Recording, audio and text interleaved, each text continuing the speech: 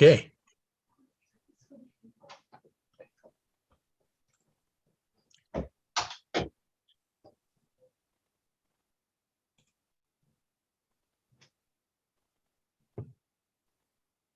Okay.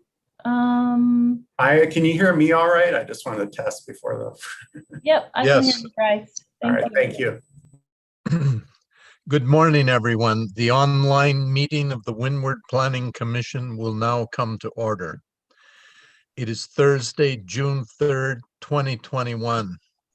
The time is 9:05 a.m. Based on the governor's proclamation related to COVID-19 emergency, we are holding this meeting online. This is to maintain physical distancing and to prevent the spread of COVID-19. The public can observe this meeting on YouTube live streaming by following the link provided on the county website or by using the URL advertised on the agenda. The video recording will be accessible on the same YouTube channel for those who are not able to watch it live. Background reports on the agenda items will include the applications, and the planning director's recommendation reports are available on the county websites. Minutes and transcripts will also be posted on the county website at a later date. With respect to public testimony, there is one testifier registered to provide oral testimony for today's meeting. I would like to remind all the participants the protocol at this online meeting is silence your phone. Only one person may speak at a time. Raise your hand to be recognized by the chair before speaking. Speak slowly, clearly, and directly into your microphone, and keep your microphone muted while you are not speaking. If you talk over each other, or if your microphone picks up noises that will make the speaker's statement inaudible and cannot be transcribed. The commission will take a 10-minute break at the top of each hour and a lunch break sometime around noon at the call of the chair. Thank you for your cooperation. I would like to introduce my fellow commissioners. When you are called, please raise your hand and test your audio by saying good morning or present. Vice Chair Gilbert Aguinaldo. Aloha, good morning. Commissioner Joseph Clarkson. Good morning, everyone. Commissioner Dennis Lin. Good morning. Commissioner Michelle Galimba. Good morning. And Commissioner Owl will also be joining the meeting later. And I am Chairperson John Replogle. We do have a quorum to hold this meeting. Thank goodness. The following staff are also in attendance. Deputy Corporation Counsel Malia Hall, Attorney for the Commission. Planning Director Zendo Kern. Good morning. Deputy Corporation Counsel Jean Campbell. Good morning. Attorney for the, she's attorney for the Planning Director. Planner Tracy Lee Camaro.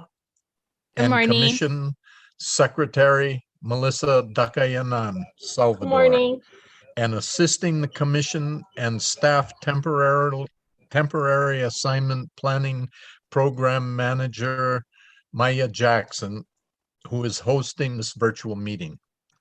With that, let us proceed to the first business on the agenda, statements from the public. We have one testifier registered to give oral testimony. Chief Kazuo Todd of the Hawaii Fire Department regarding item number 1 on today's agenda.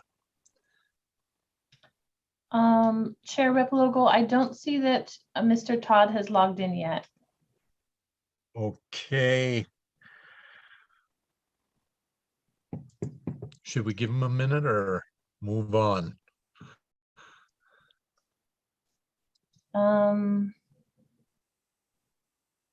I would say we should probably move on because we're already 10 minutes after the meeting.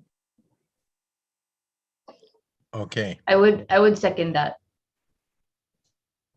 thank you. It's been moved. Wait a minute. Doesn't the commission have to do that? I have a Okay. question for our council. Anybody? Yes, My question is, yes, Mr. Clarkson. is whether Mr. Todd would be able to testify if he appears during the course of our consideration of this item on the agenda. I would assume once we're past this item, it would be too late for him to testify. But I would also assume that we should hear testimony if he arrives during the agenda item. Yes, I think that you guys are within your authority to take him if he arrives at the agenda item. If the Hold on agenda one item is second, passed, Joe. then I would say that, and once public Oh. testimony has been closed, then he is too late and untimely. But yeah, Hey, Mr. Chair, Kazuo didn't get the link. We'll be sending him the link right now and he'll be logging in within the next couple minutes. Okay, Um, okay. So it is 9:11. and Chair, at you 9:04 can continue and we can take his testimony like we would take it during a regular meeting after the Okay. presentation. Yeah. Okay. Okay. Okay, so public testimony is still open, but the first agenda item, which I believe the chief was going to speak on, is AT&T Mobile use 21-000087. Application for a permit to allow the construction of a non-manned telecommunication facility consisting of a 105-foot tall stealth monopine tower with related equipment within a 616 square foot portion of a 6.875 acre property situated in the county's agricultural 40-acre A-40A zoning district. The subject property, which is the site of the Girl Scouts Camp Kilohana, is situated approximately 122 feet south of the 45-mile marker on Saddle Road, Route 200, and directly adjacent to the north of Mauna Kea State Park. Por Kaohi and Paauhau, Hamakua, Hawaii, TMK 4-4-015, portion of 005. Staff, Christian K, will be doing the presentation. Take it away. Thank you. Good morning, Mr. Chair and members of the Windward Planning Commission. If you give me a moment, I'll share my screen.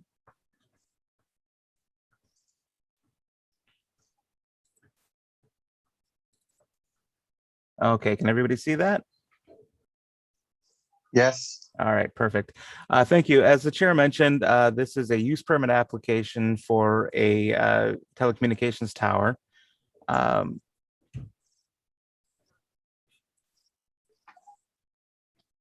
Sorry. Okay, yeah.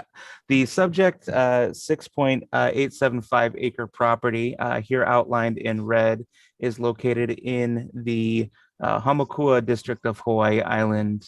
For reference, we've got Daniel K. Inouye Highway running generally east-west through the slide, and Saddle Road generally running north-south through the slide. The subject property, again, is just north of where those two roads diverge. The applicant is requesting a use permit to construct a new non-manned telecommunications facility consisting of a 105-foot tall stealth monopine tower, 100-foot tower with 5 feet of branches, and related equipment within a 616 square foot portion of a 6.875 acre property situated in the county's agricultural zoning district. The monopine tower will be designed to mimic a pine tree to blend in with the other coniferous trees on the subject property, to accommodate co-location of antenna for other wireless carriers, and will comply with all federal, state, and county rules and regulations. The project objective is to fill a gap in AT&T's 4G LTE network coverage experienced by customers along Saddle Road between Waimea and the Pohakulua training area. The facility will also expand AT&T's 5G network and provide a site for the FirstNet program for emergency responders. This is the state land use map. The subject property and much of the surrounding area is in the agricultural district as indicated in green. The properties to the south of the subject property are conservation as indicated in the light blue color. The general plan land use pattern allocation guide map designates the subject property in the area to the north as extensive agriculture and the areas to the south and the east as conservation consistent with the state land use conservation district. The county zoning for the subject property is agricultural, 40 acres, and the other surrounding zoning is forest reserve designation. Here's the applicant submitted site plan. On the left is the zoomed out site plan showing the proposed lease area and tower location, as well as other structures on the property. The tower area is located here, and it's going to be adjacent and between 2 water tanks, and then the lease area, or pardon me, the equipment area is going to be to the north of that. Just for clarity, the site plan shows that the distance from Saddle Road, or the property line along Saddle Road, is going to be 110 feet. Distance from the north property line is about 115 feet, and the distance from the corner of the main lodge structure is 112 feet. On the right-hand side, you see a more zoomed in site plan showing a little bit more detail on the proposed facility. Here is the compound plan, just showing the equipment shelter and fencing around it and other equipment that's going to be part of that. Here are some elevations of the monopine tower. Again, just showing that the intent is for it to mimic a pine tree, so that motorists and other people viewing it will see it blended in with the other trees on the property. Here's some aerial photos of the subject property. Again, just on the left-hand side here, showing a zoomed out version with Saddle Road running generally north-south through the slide, and the subject property outlined here in purple, just showing that there are no occupied lands within the vicinity of the area, all vacant lands. And then a zoomed in version, again, just showing the subject property, the existing structures, and the general area of the proposed facility will be roughly here toward the northeast corner of the property. Access will be taken off of an existing driveway from Saddle Road here.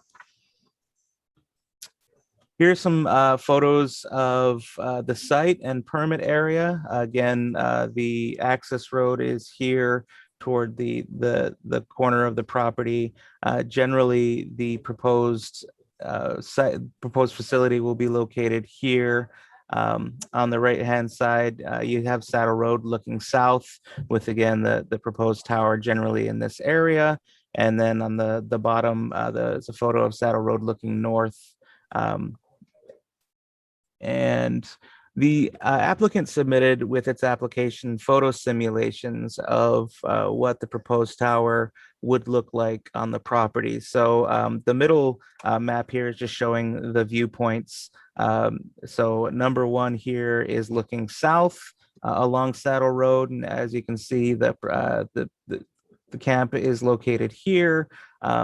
This is what's currently there. This is their indication of what the proposed monopine tower would look like for motorists driving south. And similarly, on the right-hand side, the existing view on the top and what motorists would see driving along Saddle Road to the north. Here are existing and projected AT&T coverage maps, which were submitted with the application. On the left-hand side, you can see the general location of the Camp Kilohana, showing currently that there's no coverage in the area. And on the right-hand side, you'd see that with the implementation of the tower, what coverage there would be for indoor signals, in-vehicle signals, and then outdoor signals, which you see expands it significantly. Another thing the applicant submitted was locations of alternative sites that they considered before landing on the Kilohana property. To the south here is the Lightning Trail, and then to the north, Waikiki Ranch. And the application indicates that those were not good fits for a number of reasons.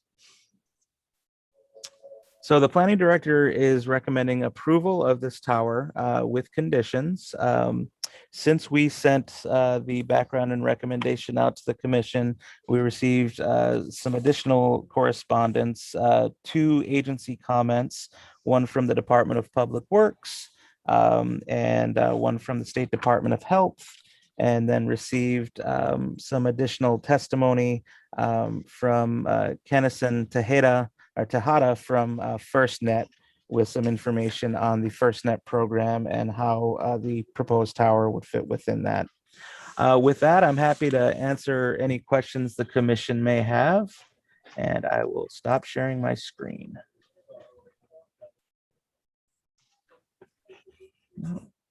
Pardon me, give me one moment.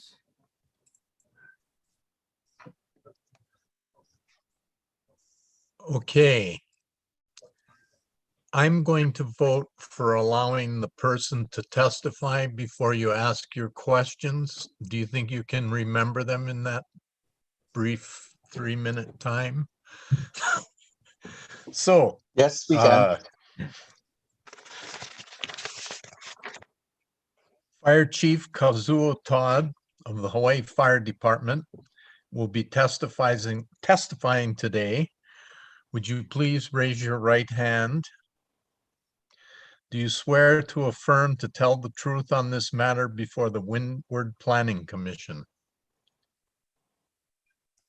You're muted. Yes, I do. Yeah, sorry about that. I was muted. I needed to use my right hand to unmute first. But okay, please state your name and town where you reside, and then you may testify. Thank you. this hand stays up, or? No, you can put them down. All right, so my name is Kazuo Todd, and I reside in Hilo. And the reason I wanted to testify is on behalf of the fire department. Okay. So can I go ahead? Yes, okay, please sweet. Please do.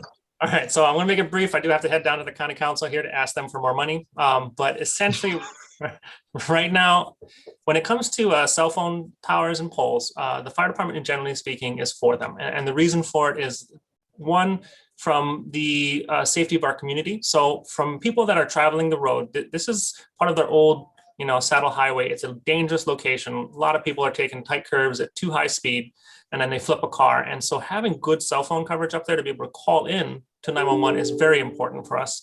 And so more cell phone towers in these areas that are just devoid of any kind of coverage is very, very useful in order for us to be able to get that call quickly so we can start dispatching units. Oftentimes in the past, it would be, someone would come across an accident, but then they'd have to go drive farther down, for a couple miles before they'd hit signal, and then they could put in that call, and that just wastes time for our response in terms of getting there to deal with someone who might be bleeding out or having medical issues that need immediate treatment. So time is a factor, and having good cell phone coverage on the saddle is important.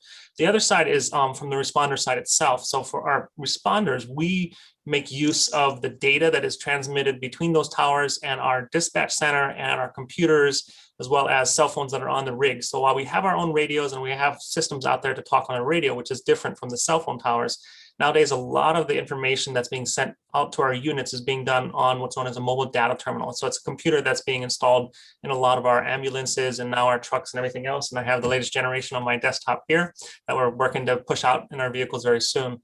And so having these cell phone towers that can transmit data, especially on like the AT&T line, which is the current holder of the FirstNet contract, is very important for us because it allows us to have up-to-date data as our units are responding to scene, from mapping to the CAD comments that our dispatchers are putting down about what's actually going on. Because if the radio signals cut out, we don't have that information. So, the mixture of having both radio and, the cell phone data transmission allows us to have a better understanding of what kind of scene our guys are going to walk into and what kind of resources we need to allocate immediately to deal with the problem. And so for those just separate reasons, it is the fire department's stance that the cell phone tower in this particular case is a good thing, and we are for it. And that concludes my testimony.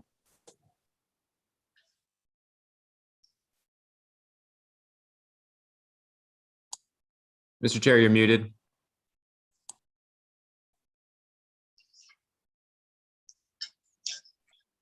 Thank you, Chief Todd. I would like a motion to close public testimony, please. Motion to close public testimony. I second. It's been moved and seconded that we close public testimony. All those in favor of closing public testimony, say aye. Aye. Aye. Okay. And now we will move on to your questions for Mr. K regarding the AT&T application. Mr. Chair, I do have a question to ask Mr. K. Okay, go ahead, Commissioner as far as Aguinaldo. as far as what is being proposed before us today, I need to have clarification and a correction. As far as the applicant AT&T Mobile USE 21-000087, why is it indicating 105-foot tall stealth monopine, and the proposed plan, site plan, and information given, AT&T is 100-foot pole? So I want to see transparency where when it boils down to what is being proposed to someone, it should be transparent, should be the same, because the plan shows 100-foot pole, and what is being discussed today in one of our topics is 105-foot tall pole. Yeah. So Thank you for the question. I appreciate it, Commissioner Aguinaldo. So the pole itself, the monopole itself, is 100 feet tall. The extra 5 feet in height is the branches that extend above the top of the pole. So the total height of the structure is 105 feet. So I suspect that that's where the confusion comes in, and I can have maybe Mr. Novak address that as well. When it comes time for him to speak to that. But we just added the extra 5 feet so that we could give the total height of the facility. Okay. Yeah. And my last question that I have, Mr. K, is by looking at the drawings and the elevations, we know that Puakalo isn't around the area. There's a possibility of regular tour helicopters or the military. Due to the height of this pole and the elevation where the Girl Scout camp sits, is it ideal, not just because, for safety reasons, to have a beacon under pole? Is another question, because I don't see one. Sure. I believe, and correct me if I'm wrong, Maya, but I believe the requirement from the Federal Aviation Commission is for any pole height over 200 feet to require a light or a beacon. So there's no proposed beacon or light on that, given that it's about half that height. Okay. Yeah. Thank you very much. All right. Thank you. Mr. Clarkson. Yes, Christian, can you show us once again the coverage map? My question is, it looked to me like there was an existing antenna with extensive coverage that was on a pu'u to the east of the facility. And I'm just surprised. I wanted to take another look at that.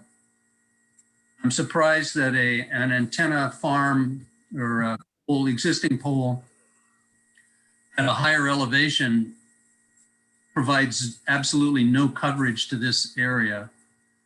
But I'm not sure whether I'm correct in that assumption or mistaken.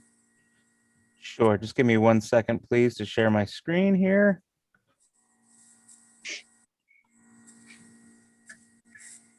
All right. Can everybody see that?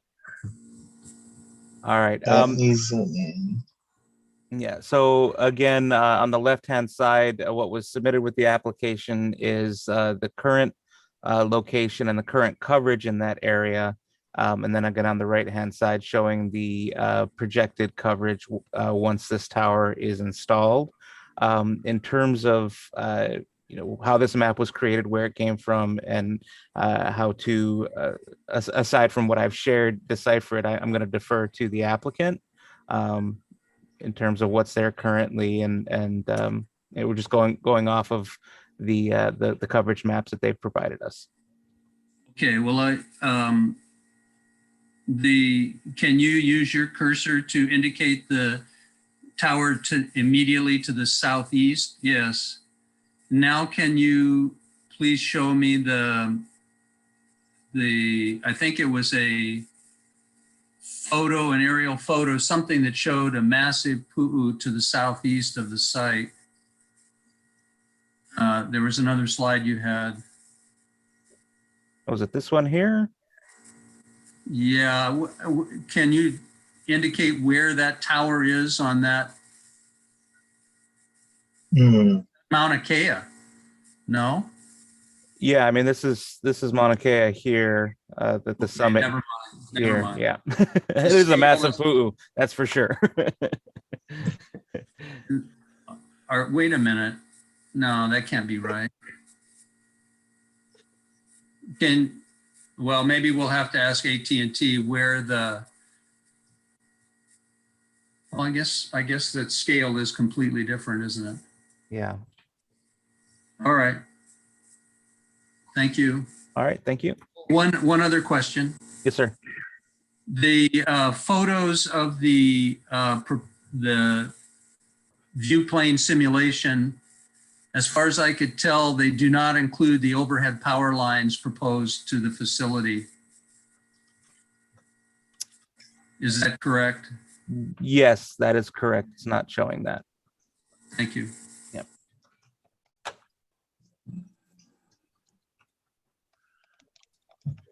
That's all from me. Mr. Okay, Chair, I and- have a question. Yes, Mr. Au. Thank you, Mr. Chair. Christian, so question to you, I guess it's to you and the applicant, and I'm sure the applicant's jotting down all the questions that the commissioners have. But as far as the county, has any other agency responded? I noticed in the background report, only the fire department responded, but has the military responded at all? I'm very interested to see if the military was ever reached out to, or if the military reached out to AT&T. Because having more communications may or may not affect our military up there, and our military have a job to do for the United States of America. So I just want to make sure that a poll will not affect not only the residents of the Big Island, but our valued military. Sure. Thanks for the question, Commissioner Au. We did not reach out to the U.S. military. It's not a normal agency that comments on our applications. So yeah, in terms of how that may impact, I think I'll defer to the applicant. And then in addition, just as I stated before, the agency comments that were received since the background and rec came out were from Public Works and from the State Department of Health, which you should have received. Yeah. Thank you. Okay. Any other questions? Thank you. So we are going to move on to the applicant's presentation. Andrew Tomlinson will not be here today, and Bryce Novak will be giving this presentation. Mr. Novak, if you would please raise your right hand. Do you swear to affirm to tell the truth in this matter now before the Windward Planning Commission? I do. Please state your name and the town where you reside. Also, did you receive the Planning Department's background report and recommendation? Bryce Novak, Kailua, on Oahu, and I did receive the staff report. Okay. Did you receive the Planning Department's background report and recommendation? Yes, I did. Okay. Tell us whether you agree with the recommendation and you may proceed with your presentation. We agree with the conditions of approval noted in this background report. Okay. Yes. All right. Aloha, Chair and members of the Windward Planning Commission. My name is Bryce Novak, and I'm representing AT&T. Thank you for your consideration of AT&T's use permit application for the development of the proposed telecommunications facility near Waikiki at Kilohana. AT&T is requesting a use permit for development of a 105-foot tower, which includes that 5-foot cone at the top, which is just monopine to give it shape for aesthetic reasons, so it doesn't look top heavy, and 616 square foot equipment area on a portion of the 6.875 acre property. This proposed facility would meet AT&T's service objectives by filling in a significant gap in AT&T's network coverage experienced by its customers driving along Saddle Road. Our team continuously receives complaints from customers who often drive between Hilo and Kona. The lack of coverage also has a great impact on public safety in the area, impacting the ability to call 911 and public safety's access to the use of technology in the field. Additionally, since early 2020, we have all been impacted by the COVID-19 pandemic. This hearing is an excellent example of how technology can be utilized to continue conducting our usual work in government operations. Access to the internet is now seen as essential, including on the road where wireless connectivity can be a lifeline during an emergency or help us during long drives, particularly in rural areas such as this one. Cell service is sometimes the only available broadband internet service in these locations. In addition, there is expanded demand for telehealth services, including on Hawaii Island, to fill the growing demand for remote community healthcare, with recent reports suggesting that telehealth may be the new norm. Telehealth bridges the gap in medical care for patients who may be unable to physically be present in a doctor's office or hospital, and expands the reach of specialists who may be located off island. In addition to expanding AT&T's commercial coverage, the proposed facility will provide an important public benefit by including equipment to support the FirstNet network, the first nationwide broadband network dedicated to public safety. Congress mandated the FirstNet network in 2012 and in its establishment of the FirstNet Authority within the U.S. Department of Commerce. FirstNet represents a giant leap in communication capabilities for public safety personnel. It gives first responders access to a highly secure, dedicated, interoperable network and ecosystem supporting voice, data, text, and video communication, as well as priority and preemption over the usual commercial users. I'd like to raise that the FirstNet Authority submitted a letter of support for this application, which stated, the FirstNet Authority's mission is to provide and maintain a single interoperable platform that consistently satisfies the demanding communication needs of the public safety community in Hawaii and across the country. New radio access network sites are essential to the success of the program in delivering the mission critical coverage public safety needs to communicate and save lives. This network has been a top priority for first responders and public safety agencies in Hawaii and throughout the country, and has been designed based on their specific express needs with coverage and capacity being paramount. Through a bidding, end quote. Through a bidding progress, the FirstNet Authority issued a 25-year contract to AT&T to build and maintain this network, and all states and territories opted into using this network. During the state of Hawaii's opt-in process, as with most jurisdictions, the state negotiated a number of new site builds in certain areas to help improve the network they, as stakeholders, would be relying upon. This area would be covered by the site. This area that would be covered by this site we are here to talk about today is one of the areas identified by the state with input from local public safety agencies, including Hawaii County PD and Fire. AT&T determined a need for this proposed facility in this area through a combined analysis of market demand, service requests, radio frequency engineering design, and input from public safety officials. This proposed facility will provide all AT&T FirstNet customers with reliable wireless service in the area, including fewer drop calls, improved call quality, and access for emergency 911 calls. Enhanced FirstNet coverage will allow for the utilization of the priority and preemption feature by first responders and wireless applications for faster response and situational awareness, especially during emergency events.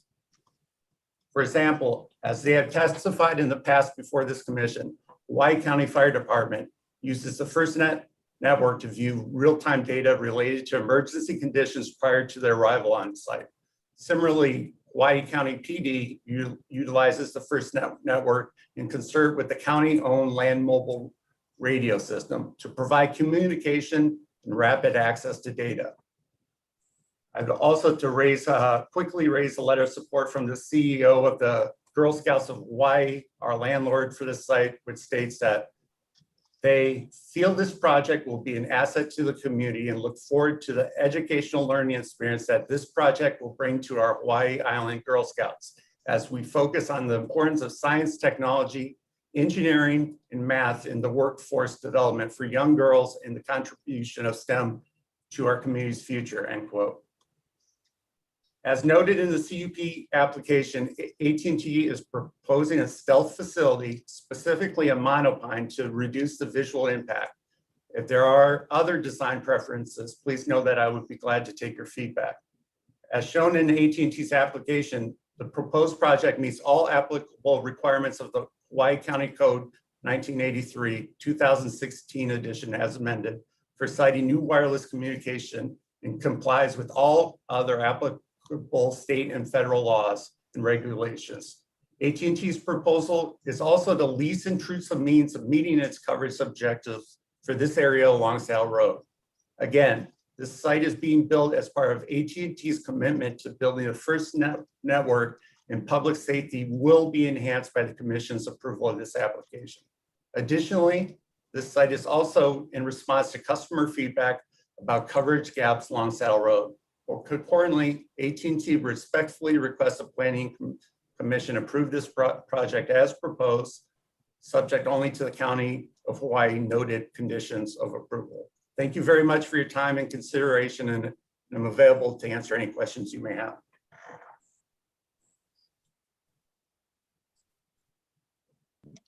Thank you, Mr. Novak. Commissioners, do you have any questions for the applicant?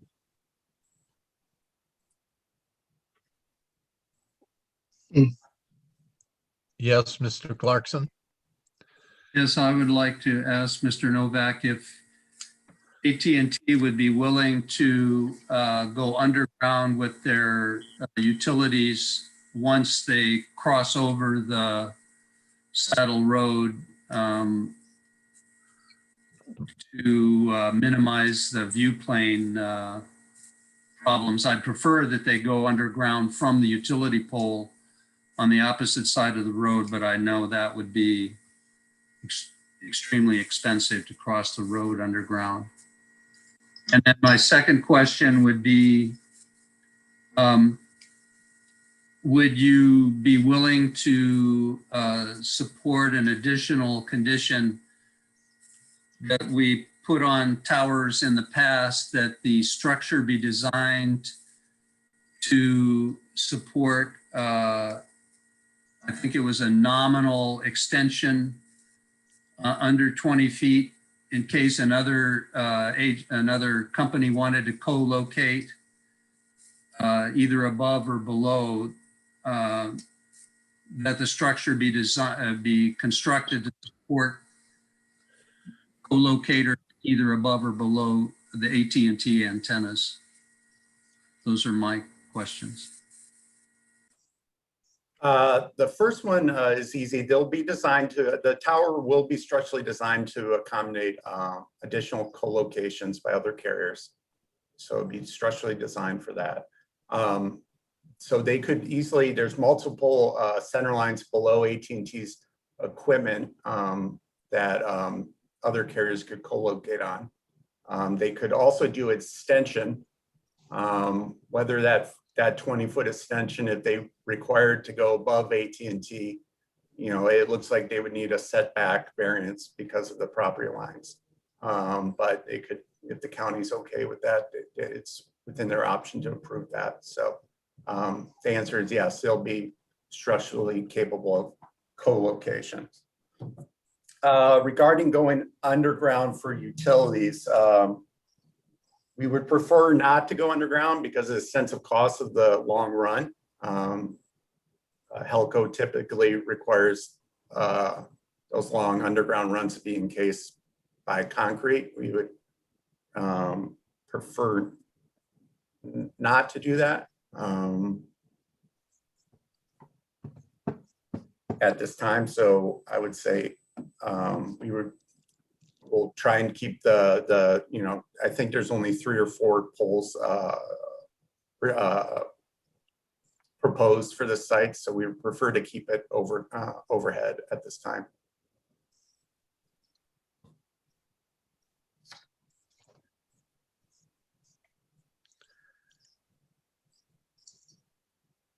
Thank you for your response.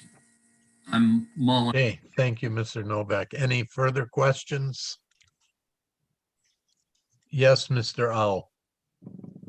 Thank you, Mr. Chair. Mr. Novak, thank you for your presentation. I might have missed it, but my main question that I have is the military. The military has a very important job to do. They need to train up there and protect us. And I want to make sure that that's not affecting them. And what kind of conversations have you had with the military regarding this pool? Yeah, we reached out to the Army at the beginning of the search ring for this, but due to that Army, the lease situation on their Army base, they didn't feel comfortable with any more entitlements. So that didn't really get past it as far as, but regarding the coverage, the military has several sites all over the state of Hawaii, and we do interference. AT&T does bulk interference reports with all their frequencies for Pearl Harbor, any military base. We provide them with all AT&T's licensed frequencies with the FCC, and they run for cell sites on the Army bases, Marine Navy facilities. They run these frequency reports every time AT&T acquires a new spectrum from the FCC to see if there's any interference or potential issues with those. Because this site is off the Army base, we didn't run an interference report against these, but they've been done in the past, and there's been no issues with AT&T's licensed spectrum interfering with Army, Navy, Marines, anything of that nature. They've never restricted any frequency band on any of their Army bases due to interference issues. Thank you for your answer. Thank you. Is there anything else? Yes, Chair. Mr. Lin. Mr. Novak, thank you for your presentation. My only question would be kind of going off Mr. Clarkson's concern about the coverage. So I see that the proposed tower has extended coverage, but in between that tower and going north, there's still a gap between there. Is there any plans to add another tower to extend that coverage? So the FirstNet network has been in process for several years now. These search rings were issued. We've been through this commission about 4 times now. There is one additional search ring that hasn't been presented to you, and it's on the other side of Settle Road coming from Hilo. So we're still working on the design and a location for that. It's, you know, between conservation districts, we're trying to find the optimal site for that still. But that's the one additional FirstNet site on Hawaii that we're still looking for coverage on. And then it's along Settle Road there. Thank you. Is there anything else for Mr. Novak? If not, I would entertain a motion for action.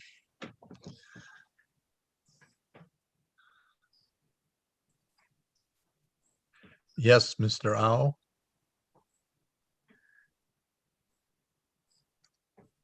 Thank you, Mr. Chair. I move that the application for special use permit number 21-00087 be approved based on the planning director's recommendation, which shall be adopted. Second.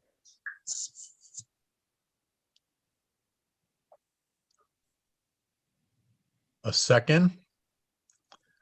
Yes, I second. Okay, it's been moved and second. Would the staff be doing this vote call? Yes, sir, Mr. Chair. Thank you. Okay. And again, this is for a use permit 21-00087. Commissioner Ao, Aye. Commissioner Aguinaldo, Aye.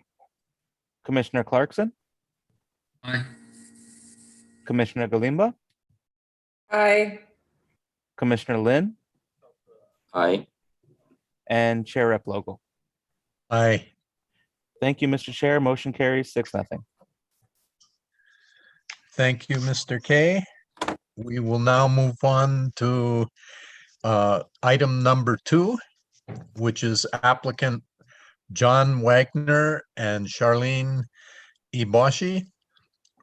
Res 21-000245.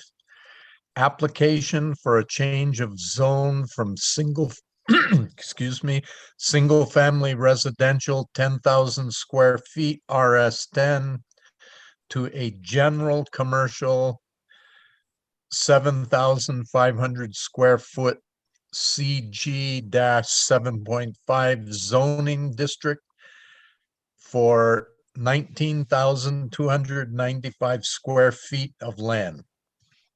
The subject property is located at 1290 Kinooli Street at the southwest Punamauka corner of Kinooli and Lono Street intersection in Waikea House Lots, Waikea, South Hilo, Hawaii, TMK 2-2-024 022. And staff, Tracy Lee Camaro is the planner for this presentation. Take it away, Tracy. Thank you, Chair. Let me get my screen and share it with you. Can you all see my screen? You can just do a thumbs up or not. Yes, perfect. Okay. Good morning, Chair and members of the Windward Planning Commission. As the Chair mentioned, this is an application for a changes zone number 21-224 for applicants John A. Wagner and Charlene Iboshi.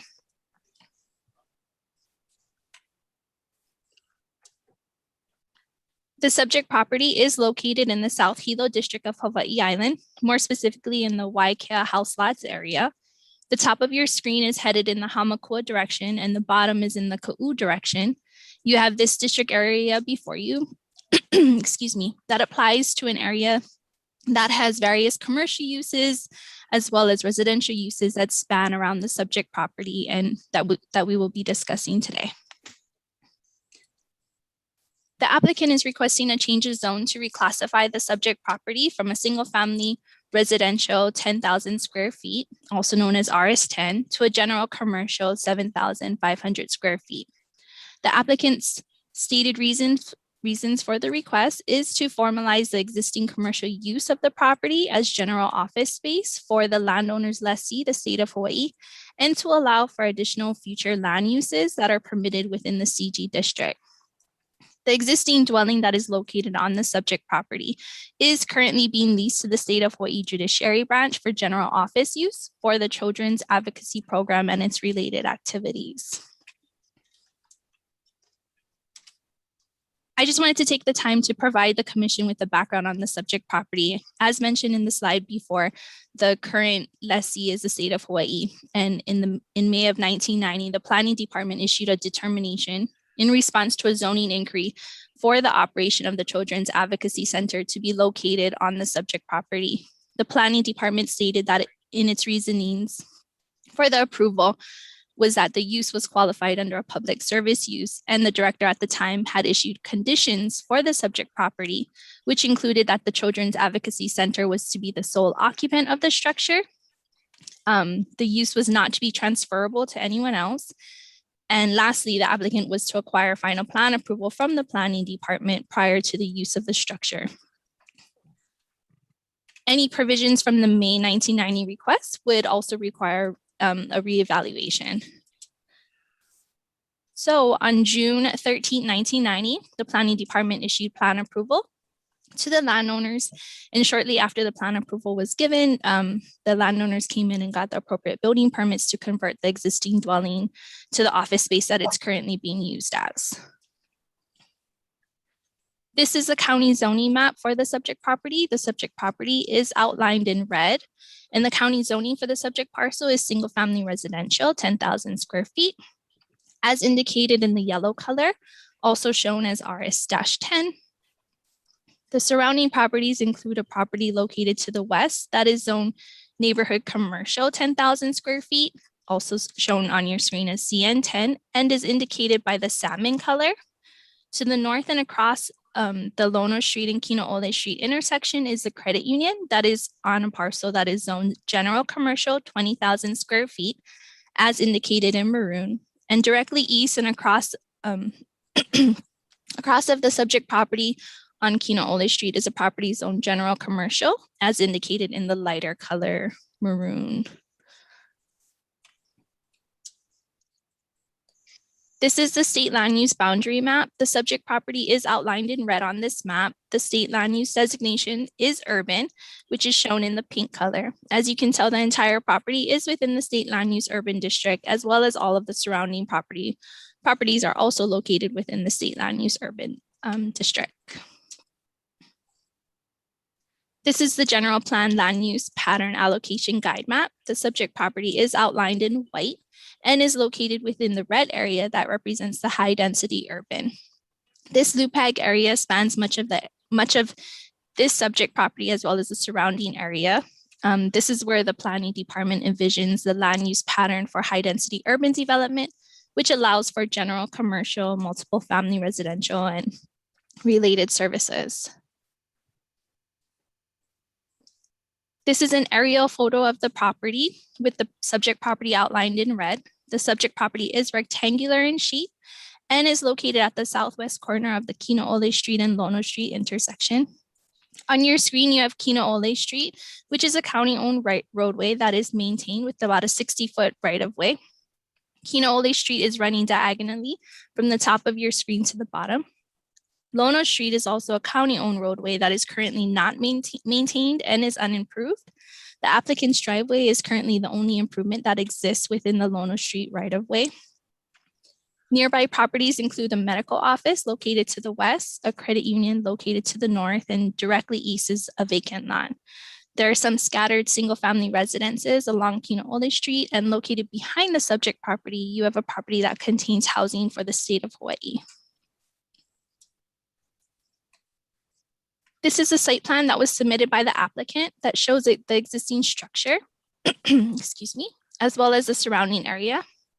Again, you can see the subject property at the corner of the Kinoole Street and Lono Street intersection. Kinoole Street is running from the bottom to the top of your screen, and Lono Street is running from left to right. Both are measured at 60 feet. At this time, the applicant is not proposing to make changes to the existing structures located on the property.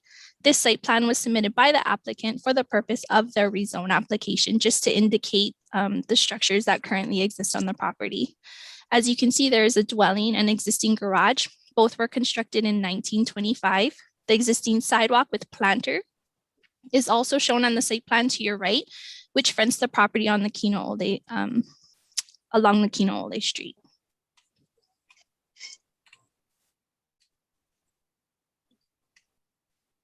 This is a view of the subject property from Kinoole Street. There is an existing dwelling located on the property. There's parking for the office use located to the left of your screen behind the landscape, and that is currently being used. There's an existing rock wall that separates the property from the sidewalk that is shown on your screen at the bottom.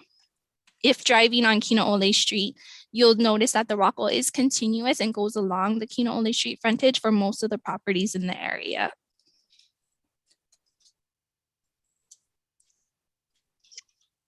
This is a photo looking facing onto Lono Street from Kinoole Street. The applicant's dwelling and carport is located to the left of your screen. You can see the pavement for Lono Street ends just right before the applicant's driveway. And again, the applicant's driveway is the only improvement located within the Lono Street right-of-way. Here is a view of the subject property fronting the subject property's frontage off of Kinoole Street looking south. The subject parcel is on your right-hand side of your screen. You can see the rock wall that I mentioned in the earlier slide, which separates the existing sidewalk and planter on the subject property. I hope you all have received the revised recommendation and conditions of approval that were sent yesterday, as well as posted to our website. In the revised recommendation, the planning director is proposing an amendment to condition G, as staff conducted a site visit yesterday. To verify that the existing width of the Kinoole Street sidewalk and planter strip that front the property. At the site visit, staff measured from the base of the existing wall to the edge of the sidewalk with the planter strip to be just under 10 feet and measuring in at approximately 9.85 feet. After verifying with the Department of Public Works on their intent to install a full width concrete sidewalk from the base of the existing wall to the edge of the existing sidewalk, the planning director felt that amending condition D by adding the section or as wide as the present property line and paved right of way will allow was necessary for this amendment to address the concerns by the applicant that they didn't want to really touch that rock wall. As well as, excuse me, as well as the previous discussed proposed amendment to the sidewalk condition G. The planning director also proposed an amendment to condition B and G in regards to the change in tenancy timing trigger that was placed in the director's original recommendation report. The director recommends the removal of the change in tenancy timing triggers in both conditions B and G. In condition B, the director is proposing to amend the condition and replace the change in tenancy with an addition to an existing structure or development, thus making the timing triggers for both condition B and G to remain either when the establishment of a new permitted land use in the CG district occurs, or if any addition to an existing structure or development occurs, which would be more consistent with our Chapter 25, Section 25-2-71 of our zoning code in relations to the plan approval, as well as the recommended changes to condition B and G. The director is also proposing to amend condition O to correct the typographical error. The error incorrectly mentioned condition K as the exception to the allowance for an initial extension of time for performance conditions, when it should have been condition J, which relates to the applicant's sewer connectivity, which we are required to follow Chapter 21-5 of the Hawaii County Code and their timing requirements for sewer connectivity. That does conclude my presentation. The planning director is recommending that the Planning Commission forward a favorable recommendation to the County Council for the change of zone application number 21-245, along with the June 2nd, 2021 revisions to conditions B, G, and O. And that concludes my presentation, and I would be happy to answer any questions that the commissioners may have. Thank you, Tracy. Are there any questions from my fellow commissioners?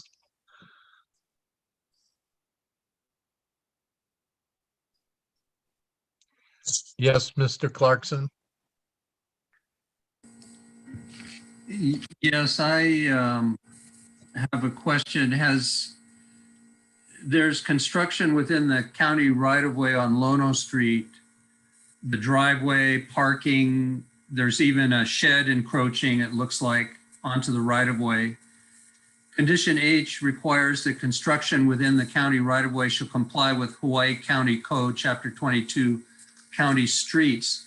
Has it been determined that all of these improvements are already in compliance with that chapter of the code? So the department had checked with the Department of Public Works in regards to Lono Street. And originally we thought that possibly they would have a comment or possibly imply conditions for Lono Street improvements. However, at this time, the Department of Public Works didn't have any comments to require the applicant to do improvements on Lono Street. The only conditions that the only types of comments they had was for them to improve the Kino'ole Street frontage at this time. Okay, and there's, since they didn't comment, obviously there's no intention to do a Lono Street extension. I'm just concerned a little bit that all of the access, the current access to the property and the parking is all predicated on the county never doing anything with Lono Street. And it doesn't look like there's been any provision for any other access to the property for some time in the future, should the county decide to improve Lono Street.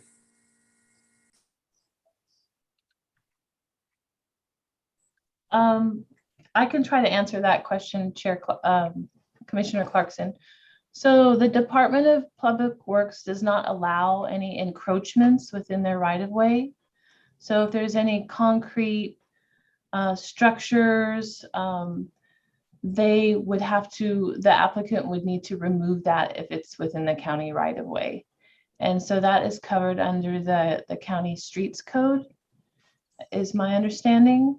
Or they would have to get some kind of encroachment agreement from the Department of Public Works to keep any encroaching structures within the right-of-way. The Department of Public Works did not have any requirements for this rezone for having the applicant improve Lono Street.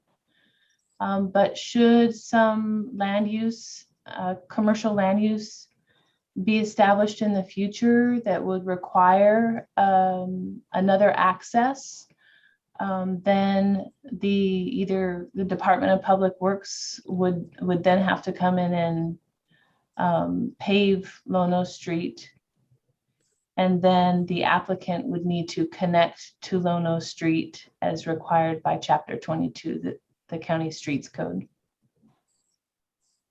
Does that answer your question? Yes, it does in general, although I'm a little bit concerned that the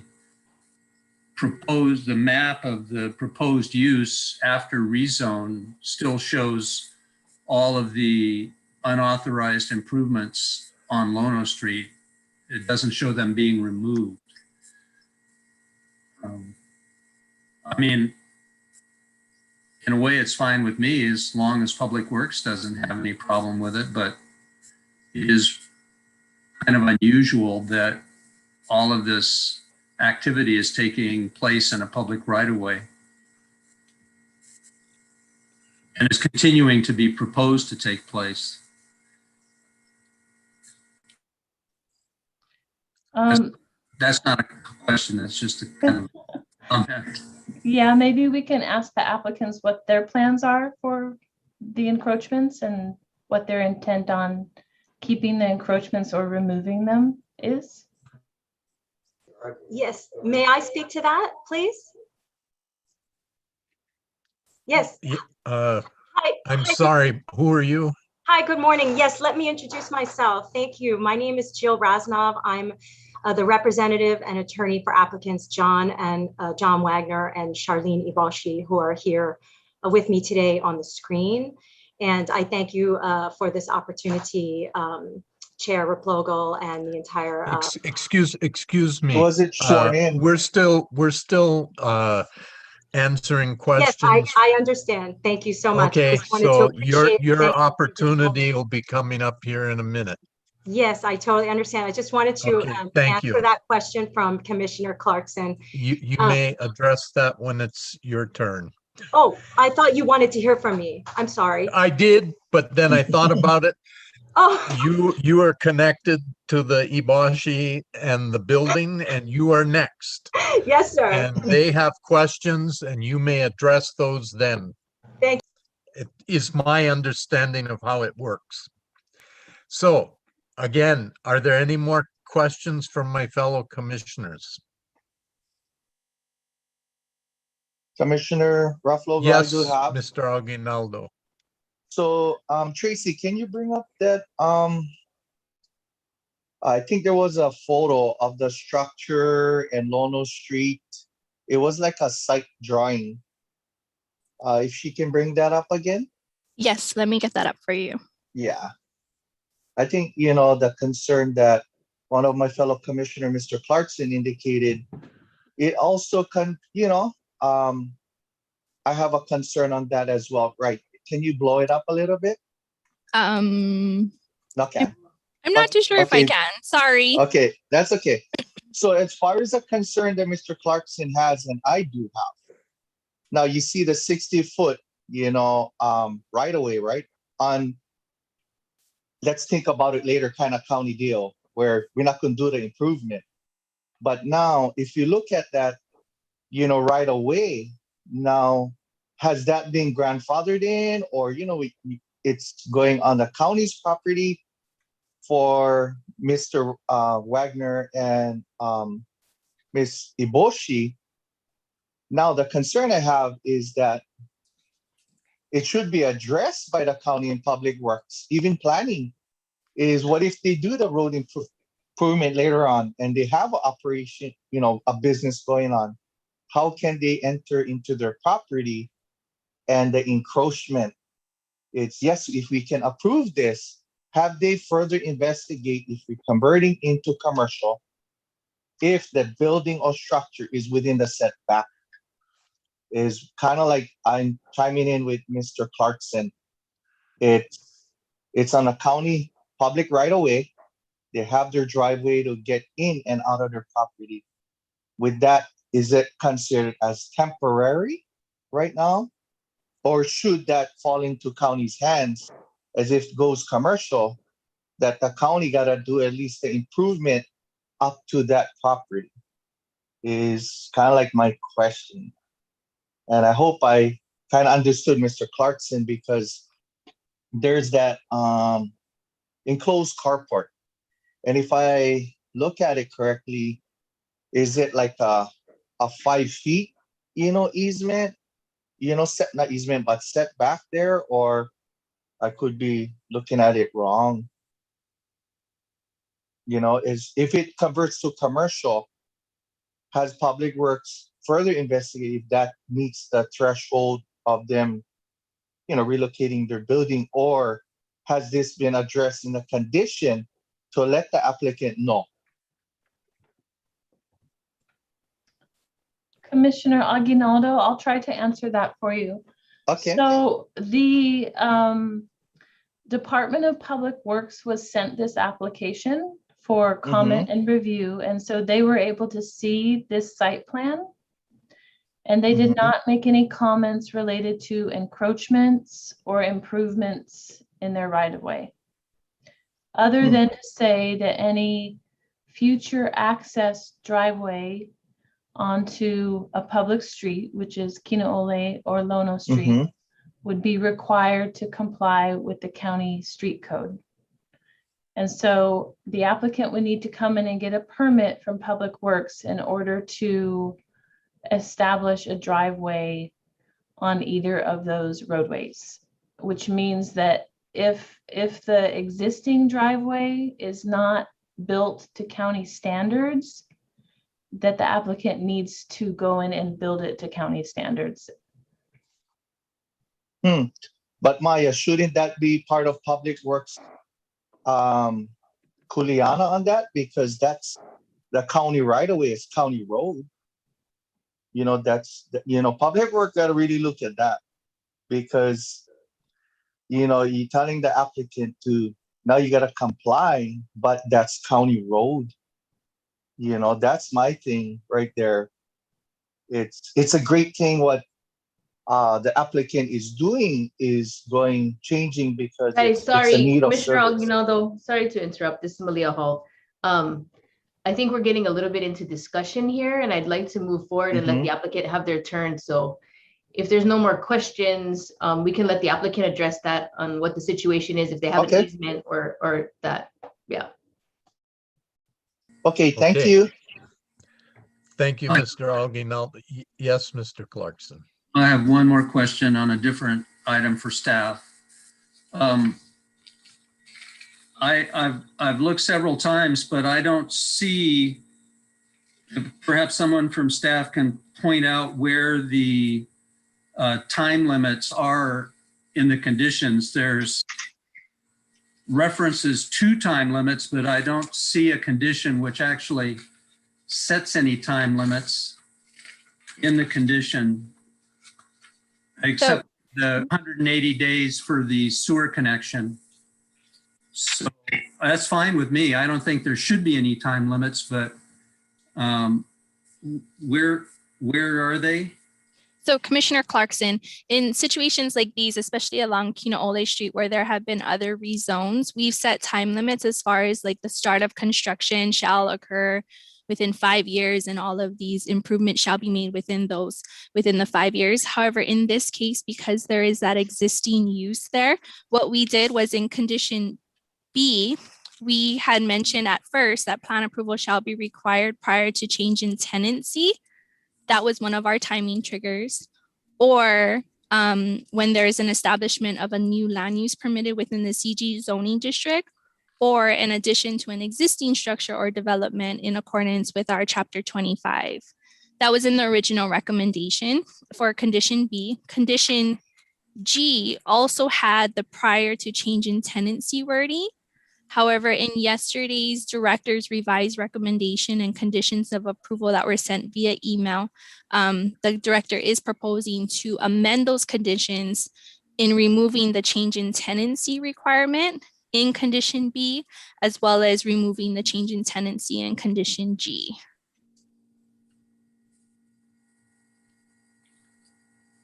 Okay.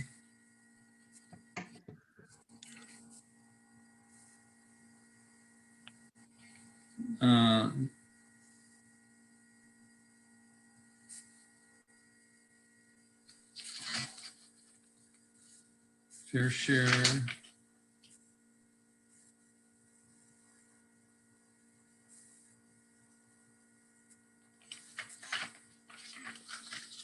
So condition O is about time extensions. An initial extension of time, granting the time extension, the time extension granted shall be for a period not to exceed the period originally granted for performance. Where are the time conditions in this list of conditions which O refers to? Oh, yes. So I understand that question now. As far as the time conditions that we're proposing right now for the applicants, because they aren't proposing to change the use or not proposing to construct new structures, they just want to continue to have this non-conforming use, but now really come into conformance with our chapter code and that's why they're really coming in for this change of zone.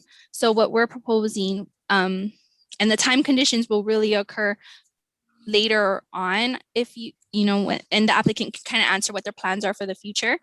But right now, the only timing that we have is once they decide to change the establishment of a new land use, like if they wanted to come in for a drive-through or a possible medical clinic, or if they wanted to just even add on to some sort of structure or move some sort of structure on the property, then we would require them to go through and do the water calcs as well as complete the sidewalk requirements. The sewer requirements, though, that's something that we can't allow for a time extension. That is required by Chapter 21-5, and that does we are proposing in our conditions that 180 days from the effective date of this ordinance, they will have to connect to the sewer.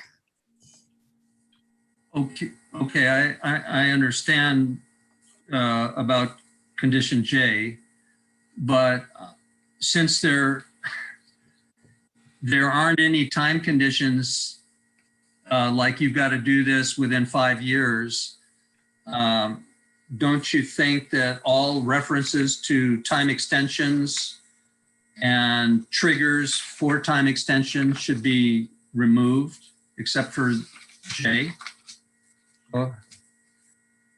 Commissioner Clarkson, you're correct. There's no specific time conditions. So you're questioning why we have the admin time extension condition, correct? Yes. That's a good question. I think it's because we normally have a time condition, and so we normally put in the admin time extension condition, but you're right. In this case, we did not. So if the director's amenable to that, we could agree to remove condition O. Right. I heartily recommend that you do that. On these rezones, my position has always been that there shouldn't be any time limits. We should decide whether a rezone is acceptable or not, and then if it is, it should be granted in perpetuity, not conditioned on some activity within a certain amount of time. That's just me.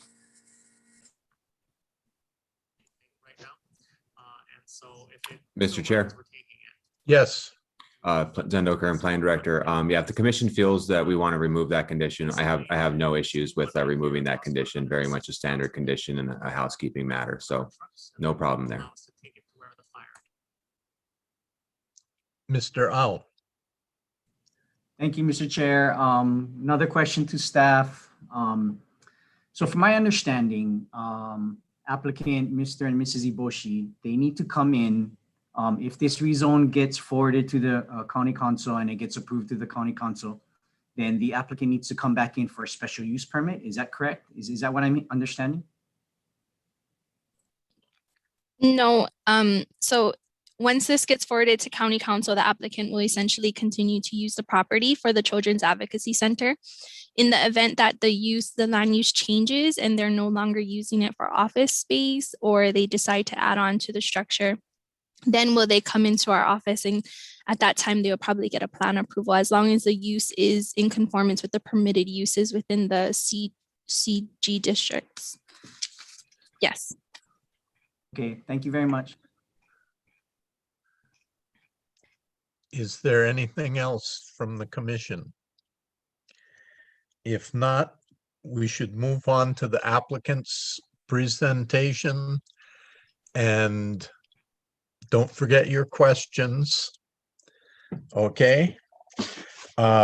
We have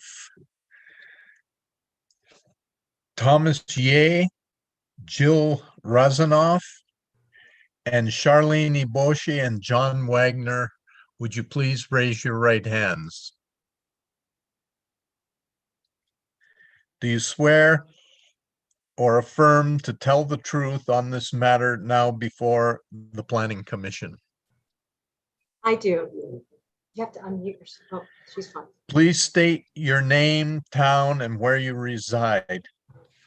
Also, did you receive the Planning Department's background recommendation? And tell us whether you agree with that recommendation, and you may proceed with your presentation. Thank you. So, Mr. Wagner or whoever's going to go first. Thank you, Chair Replogle. This is Jill Rasnov. I apologize for the earlier interruption. I was a little confused about what Maya Jackson and you were suggesting, so accept my apologies. Thank you, or please.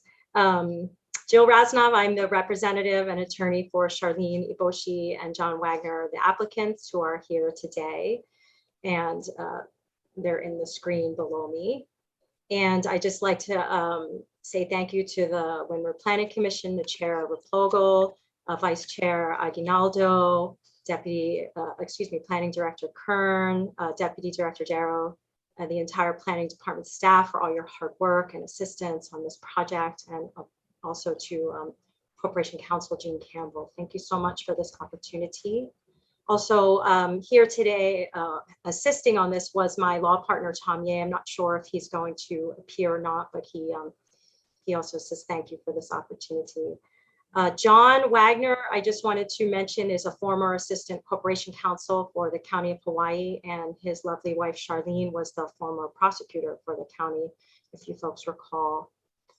I will let them speak at the end. I just wanted to quickly just say a few things. I didn't want to repeat what you already heard from Tracy. Her presentation was excellent and very thorough, and I thank her for that.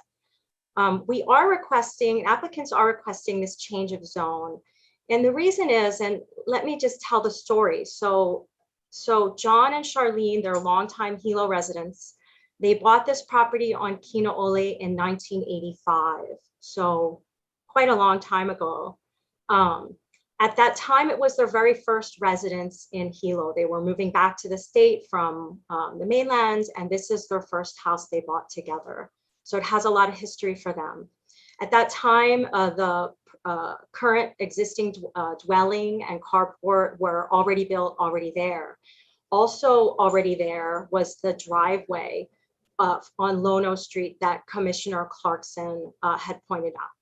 So, and I'm sorry, another commissioner had also spoken about. So that driveway was already present, and that was the only access onto the property at that time.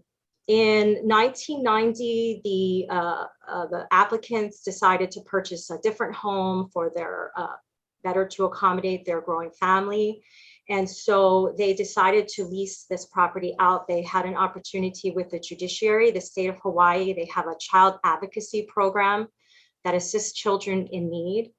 And so at that time, as Tracy Camaro pointed out, the state went in and had a determination, asked the planning department to make a determination whether or not they could utilize that space for their use, which were simply offices to accommodate that program of a limited nature.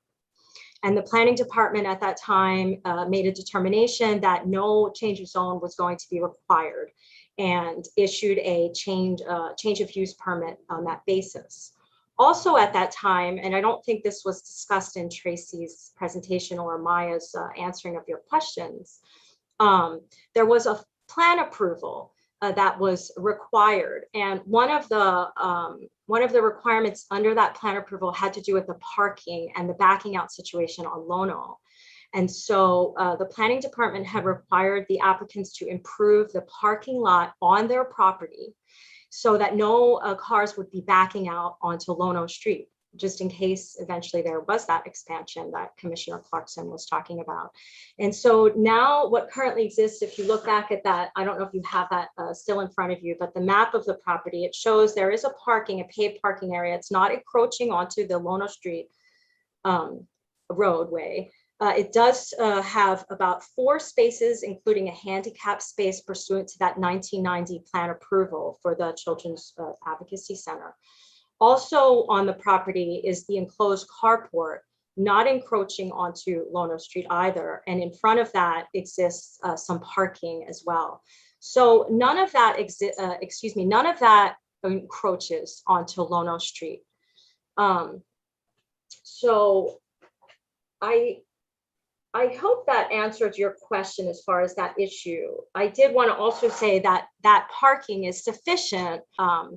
Applicants are requesting. And so what they're requesting is simply to legalize or formalize the use that has been in existence since 1990 under determination, the informal determination by the planning department. And the reason for that is simply because things change, times change, and the lease that's current now expires in March of 2024. And also under that lease, there's a provision that with 120 days notice, so just a short notice period, either tenant or landlord could terminate the lease. So the applicants simply want the option to figure out what are they going to do to be able to continue that use if that were to happen, and it could happen. And also, that continuity. So, the stability and the continuity of knowing that they could continue to use it as it's being used now with no expansion. So same parking, same amount of people coming in and out.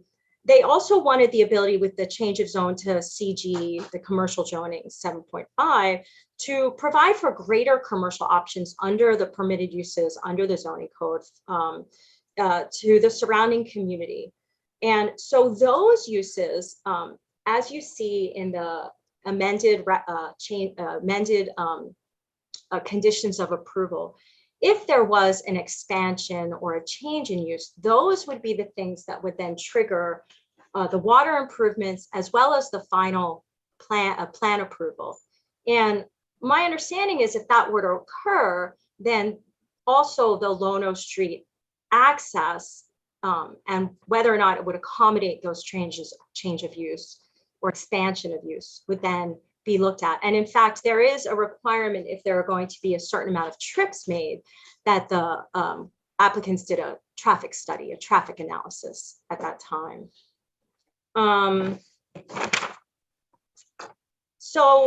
Just in closing, I just wanted to say I'm really grateful for the planning department's favorable recommendations, for working with applicants to establish appropriate conditions.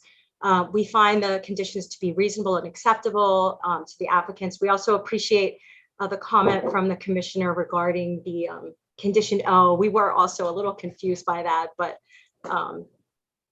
I just figured it was just part of what the planning department does. So we have no qualms about removing that condition for the timing.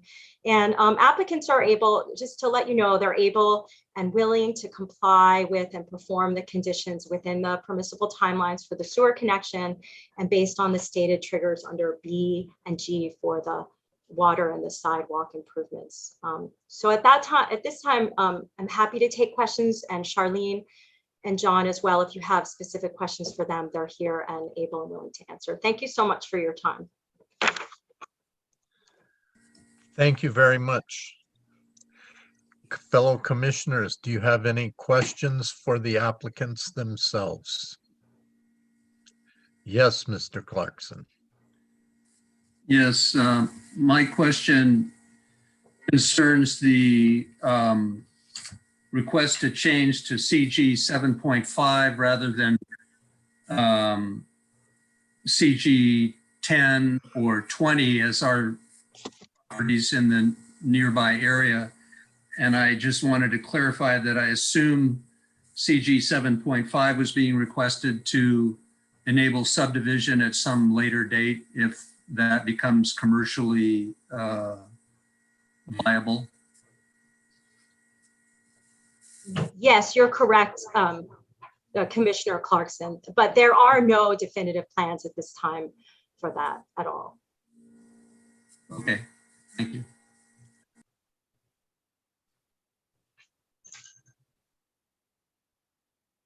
Anything further? If not, Mr. Chair. I would. Yes, Mr. Au. Just want to apologize, Mr. Wagner. I referred to you as Mr. and Mrs. Iboshi. I apologize. Sorry.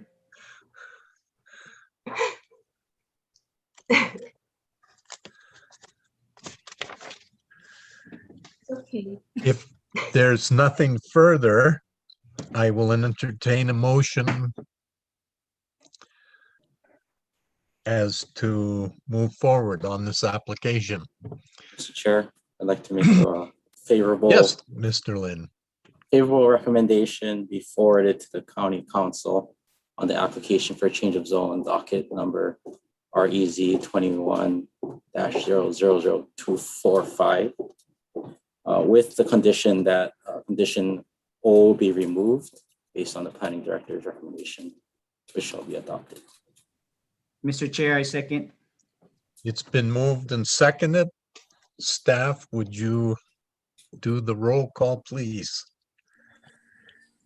Yes, I will. And I just want to verify that you guys are making the motion. Oh, What, excuse me, 1 second. Commissioner Clarkson has something. No, I just. Oh, you just waving at me? Are we going to have discussion on the motion prior to the vote? Oh, okay. Is there any discussion on the motion before the commission?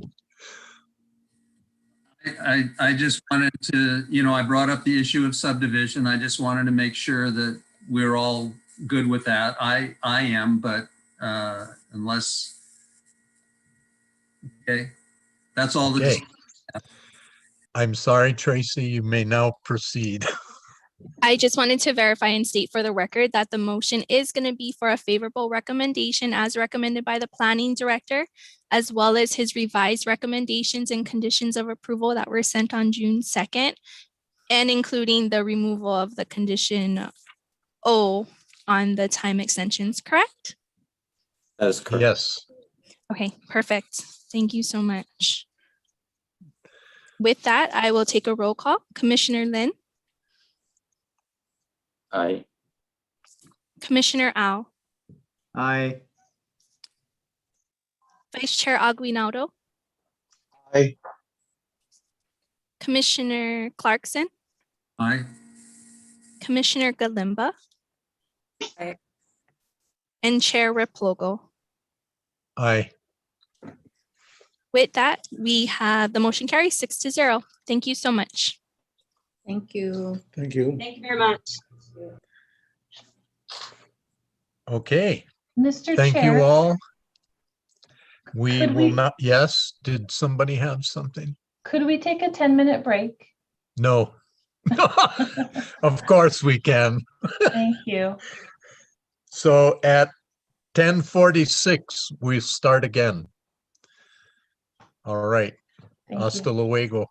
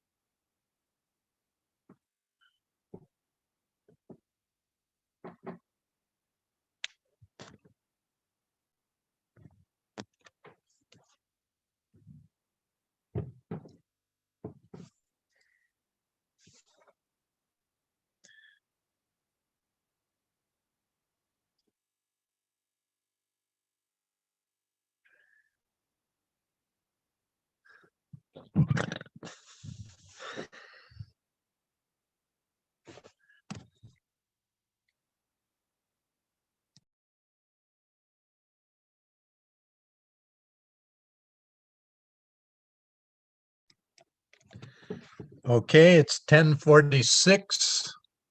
Is everybody back? What's the scoop?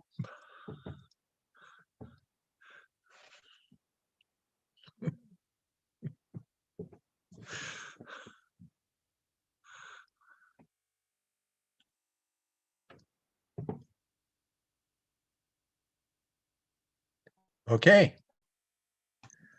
Let's see. Chair Rep Logo, let's just check in real quick to see if the director's here and your corporation counsel. Okay, Malia I Hall is don't- present. I see her Um, and Director Mr. Kern, Correa is are here. you here? Okay, let's just take 1 minute to get the planning director back. Okay, Yeah. I'm just curious, do we know who Dad's phone is? That is Hank Correa. Oh, okay. I will rename him now. Good morning. Good morning, all. Hello, aloha, Chair Rep Logo. Unfortunately, we have Planning Commission and County Council happening at the same time. And so if Zendo is not present, I am present. So it looks like Zendo just came back. So either or, one of us will be here to answer questions.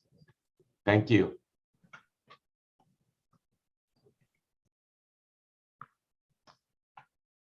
All right, I think we can, Jessica, can you remove your screen share just for a moment?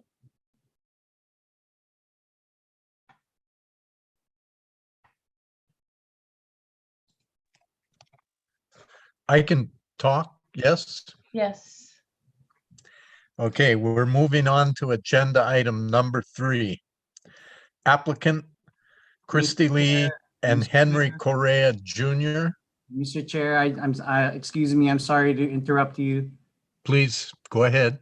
I just want to make a statement for the record, and I just want the commission and staff to know that I want to disclose that I have done business with this next applicant, but the business that I did with this applicant was in 2014. So my math is kind of off right now. So I think it's like 6-7 years ago that I did business with the applicant. But with my disclosure, it will not impact my duties as a Windward Planning Commissioner. And with my disclosure, it will not affect my judgment, decision, or action on this agenda item. So just want to make that clear to fellow commissioners. Thank you, Mr. Au. Yes, Mr. Clarkson. Just in the same line, I just wanted to ask staff when we're to get the detailed guidelines on conflict of interest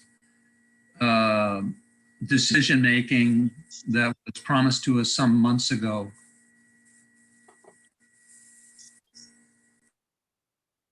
Chair Clark, I'm sorry, Commissioner Clarkson, we are currently, the department's currently trying to bring the EnerGov system online. And so a lot of our resources are focused on that effort. And we will start looking at rule changes after go live, which is July 26th. So hopefully we'll have something to you in late summer or early fall. So in the meantime, we'll just rely on your interpretation to guide us if we don't know for sure whether we need to declare, or if we do declare, whether we need to recuse ourselves. Yeah, I would suggest that you consult with Malia Hall, and she can help guide you in that effort.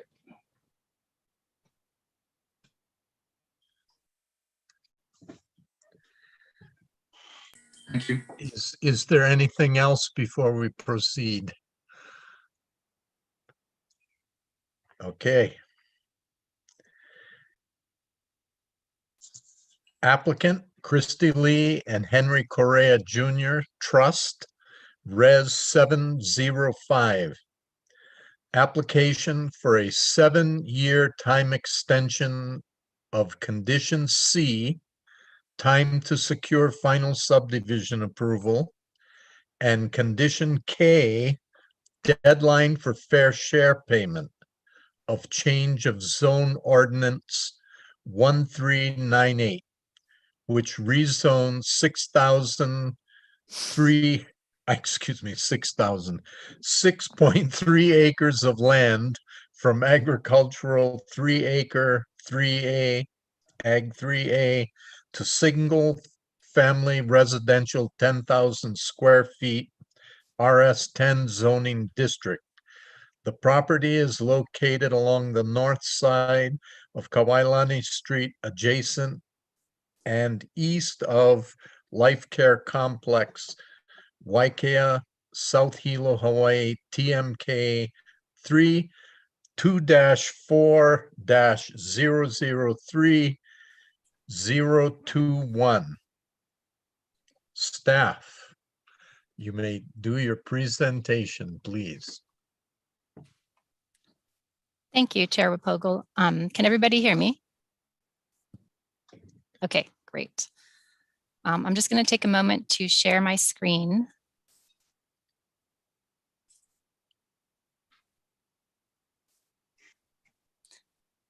Is the screen viewable now, the presentation? Yes, ma'am. Thank you.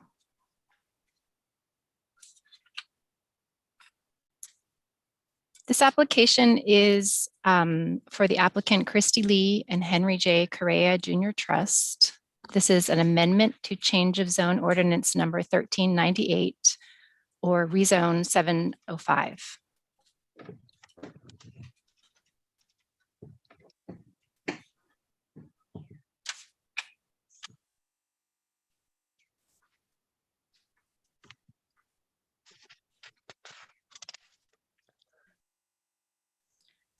One minute here.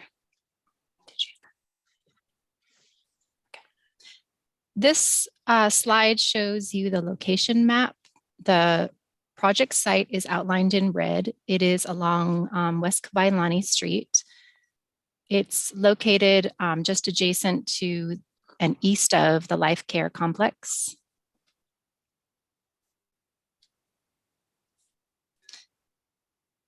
The applicant is requesting a 7-year time extension to Condition C, time to secure final subdivision approval, and Condition K, deadline for fair share payment of the change of zone ordinance number 1398, which reclassified approximately 6.0003 acres of land from an agricultural 3-acre or A3A to a single family residential 10,000 square feet or RS 10 zoning district. The proposed development, so the applicant proposes to subdivide the property into 21 approximately 10,000 square foot lots. Reasons for requests is, according to the applicant, the subject property was purchased as a partnership in 2008. Over the next several years, the partnership dissolved and the applicant took full control of the subject parcel. After resolving the partnership issues and being granted a time extension, the applicant began making improvements to the property. However, since the applicant had already started other projects with time requirements mandated by financial institutions involved in funding those projects, it was difficult for the applicant to meet the deadlines for Condition C and Condition K of the subject project. Based on the proceeding, the applicant is requesting an additional 7 years to comply with Condition C and Condition K.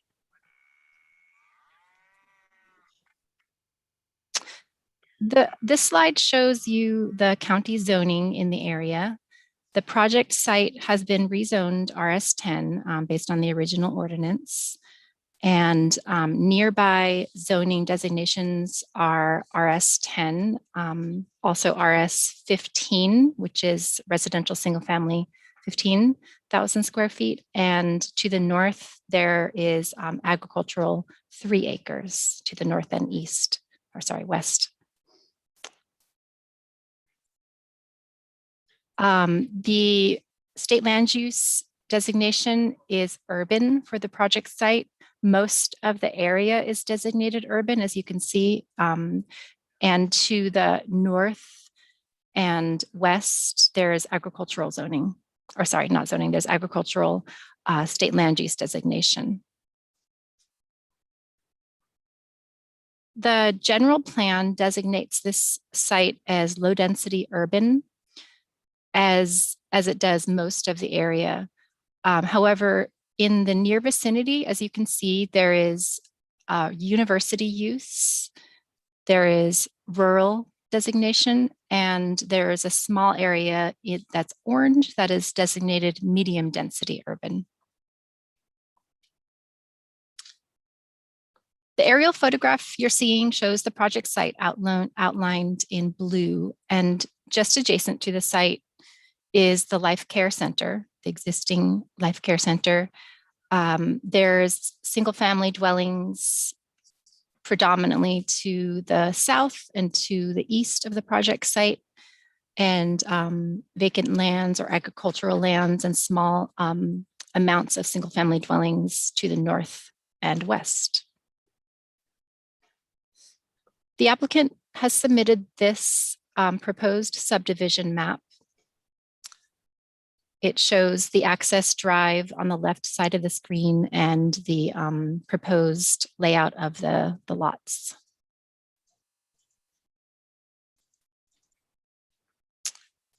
This is a view of the property from the access drive, looking across the property towards the east.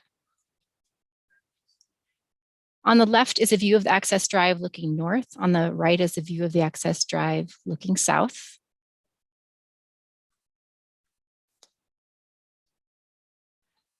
Here you see Kabailani Street looking to the east and looking to the west on the right. This would be the main access point from Kabailani Street. And finally, the planning director's recommendation is to forward a favorable recommendation to the county council for amendments to rezone ordinance number 1398. Thank you for your time. And if there's any questions, I'll be happy to take them, and I will stop sharing my screen now.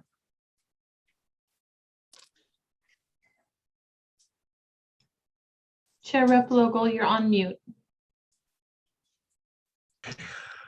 Fellow commissioners, are there any questions for staff? Yes, Michelle. Thank you. Just a quick question. The extension that was previously granted was in what year? So let me just take a look at the background to make sure. I have a, there was a kind of a timeline included in the background, and the last ordinance was granted on October 9th, 2013, which allowed for a 7-year time extension at that time. Thank you, that's all.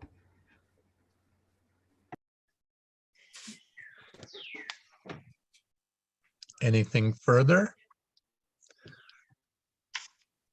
Yes, Mr. Ao. So I was reading the background report, and there's Exhibit 5. I can barely read it. But can you just tell me the history of that opposition? It seems like an opposition letter. It was a handwritten letter that's really vague. I can't really. Can you just explain that, please? Yes, Commissioner Ao. So Exhibit 5 is a letter that came in from the public, from a neighbor to this property, and it was you want me to summarize the content of the letter? Yeah, please. I can't read it. Okay, yeah, it's handwritten. Essentially, the neighbor states that they own the property adjacent to the subject lot and live in the house on the hill. They own,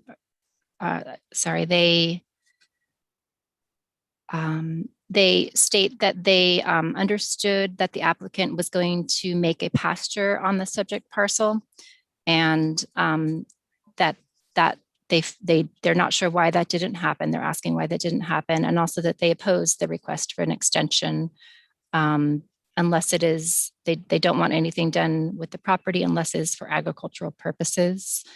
They're concerned about traffic and noise and potential crime in the area. There was a response, I don't know if you saw that, from the applicant to this letter, also included in the background. Does that sufficiently summarize? Yes, I couldn't read it, but I did see the response. I couldn't read it and just wanted to know what it was about. Thank you. Mm-hmm.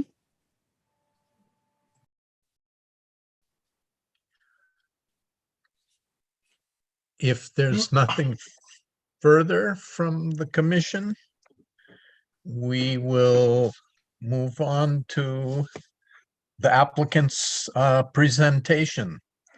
Henry Correa III, agent for the applicant, Jonathan Correa, agent for the applicant, and Hank Correa Jr., the applicant. Would you please raise your right hand? Do you swear or affirm to tell the truth on the matter before the Windward Planning Commission? I do. I do. Yes? Yes. Yes. Okay, thank you. Thank you. All right. And please state your name and where you reside. Henry J. Correa III. I reside in Hilo. Henry J. Correa Jr., and I also reside in Hilo. Okay. And have you read the planning director's recommendations, and do you agree with that? Yes, and we do agree. Okay, you may proceed. Good morning, Chair and members of the Windward Planning Commission. My name is Hank Correa III. I represent the Christy Lee and Henry J. Correa Jr. Trust. Thank you for your time and consideration in this application for a 7-year time extension of Condition C, which is the time to secure final subdivision approval, and Condition K, which is the deadline for fair share payment of the change of zone ordinance number 1398, which rezones a roughly 6-acre parcel from ag 3 acres to single-family residential 10,000 square feet. Again, I thank you for your time and consideration in this matter, and I'm happy to answer any questions you have.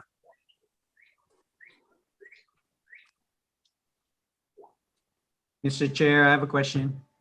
Yes, Mr. Al. Thank you, Mr. Correa III and Mr. Correa Jr. Question is, when is, I know you're coming in for a 7-year time extension, but what are your intentions as far as building? We're in an affordable housing crisis. We're just in a housing crisis right now on the Big Island and the state of Hawaii. Just want to know when you guys are, when is the trust going to start construction? Hopefully before the end of the year, but with current projects at hand, it'll likely be beginning of next year is when we really break ground on it. And if I can add, Mr. Ao, we've actually started. So we did all our preliminary grading, grubbing and grading at this point. So I'd like to think we're on our way. But yeah, hopefully, end of the year, first of next. Thank you. Thank you. Anybody else? If not, I read the thing. I have a comment that concerns me more than anything, I guess. It appears that it's like 29 years since this project first hatched, if you will. And we're here again for another 7-year time extension.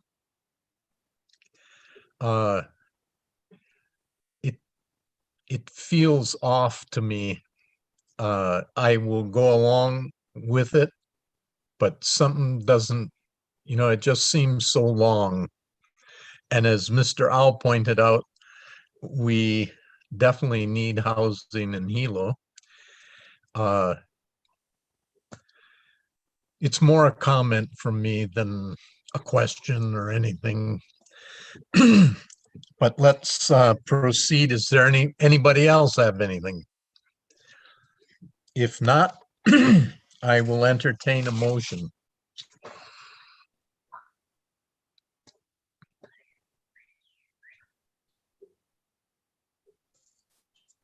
I'll make a motion.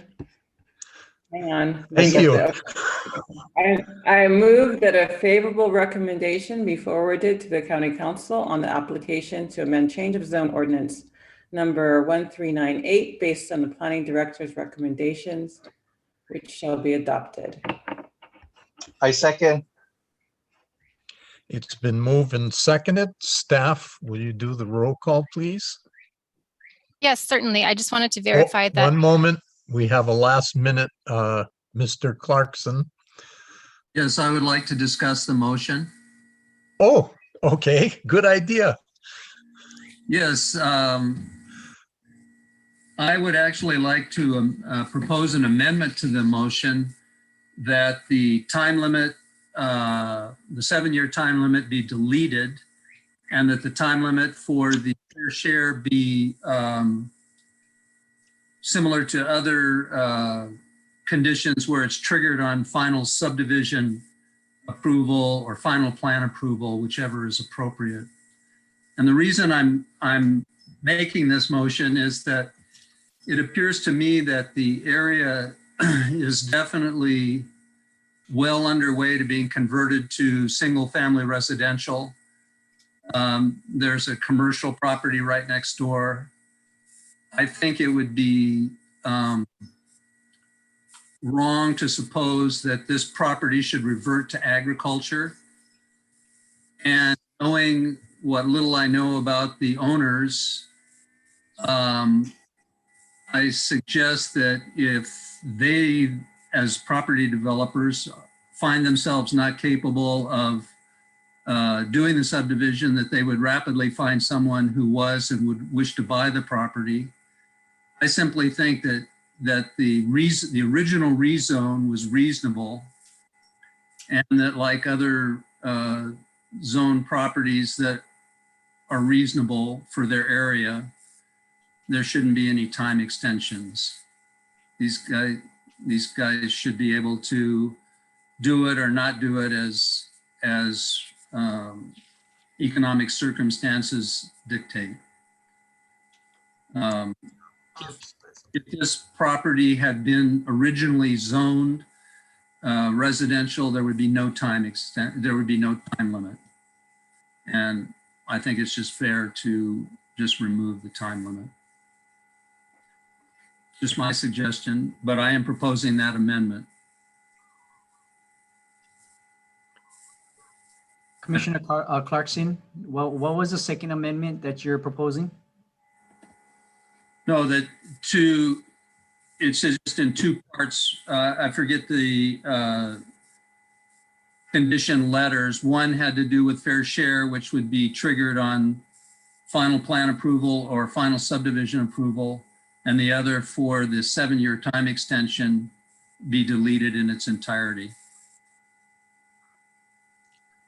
Mr. Chair, if I may. Yes, you may. Mr. Clarkson, I believe the first point for fair share contribution is already in there. Fair share contribution is due upon final subdivision approval. So I believe that's squared away.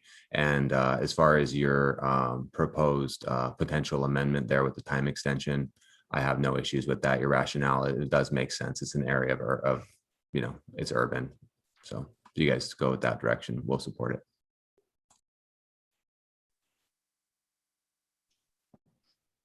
Okay. So, Mr. Clarkson, are you amending Ms. Galimba's motion? Correct, I am. I'm in. Let's have it. Well, Mr. Chair, I have a question. Yes, Mr. Owl? As far as Commissioner Clarkson's amendment, can we hear from the applicant and see what their thoughts are on that potential amendment? Sure. Mr. Correa, do you have any thoughts, or would you like to put something in? Well, we're certainly in favor of the amendment. Son? We in favor, of course, we'd be in favor of it, but either way, we're going to do it within the 7 years, I mean, if something doesn't change drastically, between now and the end of the year, first of next year, our long-term goal is not only to do the 21 lots, but, to build out the houses, over a period of a year and a half, 2 years, maybe 3 years. So, but we'd certainly be in favor of, of that amendment. Yeah, Thank you. I'd like to thank the applicants for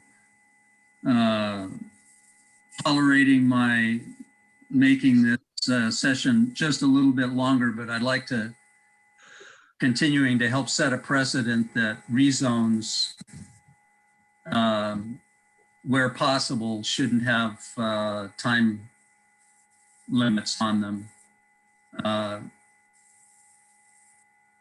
That's all. Yeah, we certainly appreciate that. And I think, it makes sense. The area makes sense.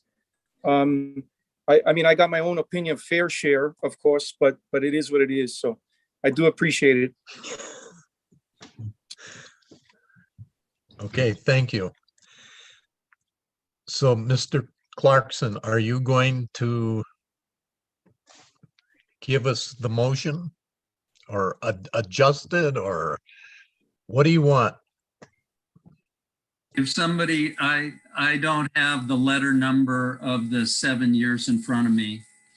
If somebody would tell me what the letter number of that condition is, I will specify it, but. Commissioner Clarkson is letter C. C. That's correct. Proposed amendment to Michelle's motion for approval is to delete condition C. I second. Okay, it's been moved and second that we'll delete condition C from Ms. Galimba's motion to move forward with the planning director's recommendations. Okay. Do we have a second to that? I second forgot. to that.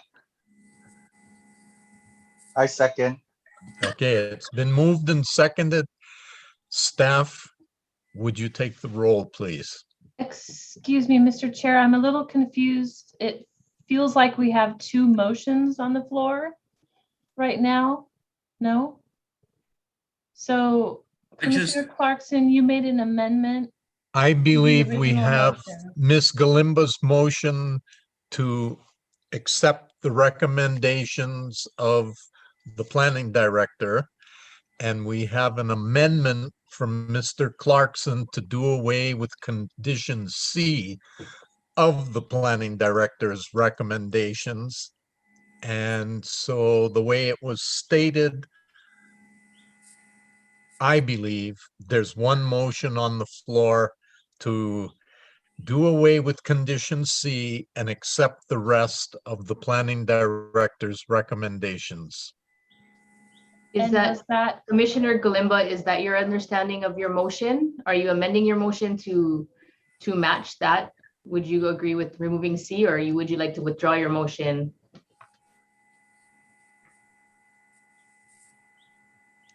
Unmute. Okay. I was under the impression that he's making a motion to amend my motion. And I guess the Roberts rules is I have to accept that. Is that correct? For it to be valid, or can he sort of do a unfriendly amendment, and if we all vote on it, then it becomes friendly? Just a question. Yeah, I mean, both procedures are correct. Usually to simplify things, we try to have one motion. So if you don't agree with his motion, then you can withdraw your motion, somebody else can make that motion. Or we can do where we keep your first motion, but the motion for the amendment must be voted on separately. So yeah, it can be done either way, but we usually like to make it simple with one motion with everything together. Thank you. And I like keeping things simple as well. But I think now we're sort of in an unofficial discussion segment on these motions. So I'm just going to discuss. And then, so I get your point, Commissioner Clarkson. However, I think you wanting to create a precedent. I think from a practical point of view, it doesn't really make a difference, it sounds like, on this, but you want to sort of start to create a precedent. I get that point on this particular project. However, sort of in general, I think there might be cases where a previous land use decision may not be as valid, 29 years later, as Commissioner pointed out. So I'm a little bit leery about just saying, let's, completely do away with time limits on land use reclassifications. So I don't know whose philosophical point should win right here today. And as I said, I don't really have a strong opinion on this, so I just wanted to discuss, and then I will accept your amendment to my motion so that we can move ahead. Yeah, I'd just like to point out that the previous rezone application did not have a time limit. So it's not like this is completely out of left field.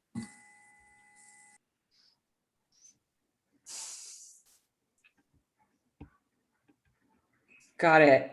So I'll accept your amendment and let's go.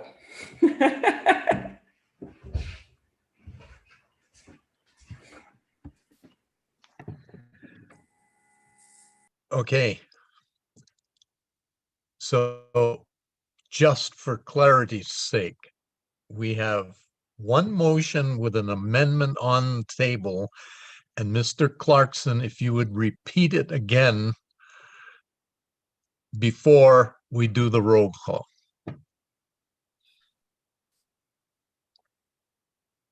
My amendment, if that's what we're still talking about, was to delete condition C. Mr. Chair, I understand that Commissioner Galimba adopted that into her motion, so it's to send the recommendation forward to the commission with a favorable recommendation with the deletion of condition C as one clean move. Yes. Okay. For the third time, would staff take the roll? Excuse me, Chair Ripple. Oh, wait. So if Yes. I may, so Commissioner Aguinaldo seconded Commissioner Galimba's motion. So is Commissioner Aguinaldo agreeing to the amended motion? I agree to the amended motion that Chair Clarkson indicated. Okay, thank you. You're welcome. Sorry. For the fourth time, Jessica, you have the floor. Okay, we've got that all sorted out now. So I will take the roll call. Commissioner Galimba, Aye. Commissioner Aguinaldo, Aye. Commissioner Au, Aye. Commissioner Clarkson, Aye. Commissioner Lin, Aye. Commissioner Rafpi. He's not here. Oh, I'm sorry. Excuse me. He's absent.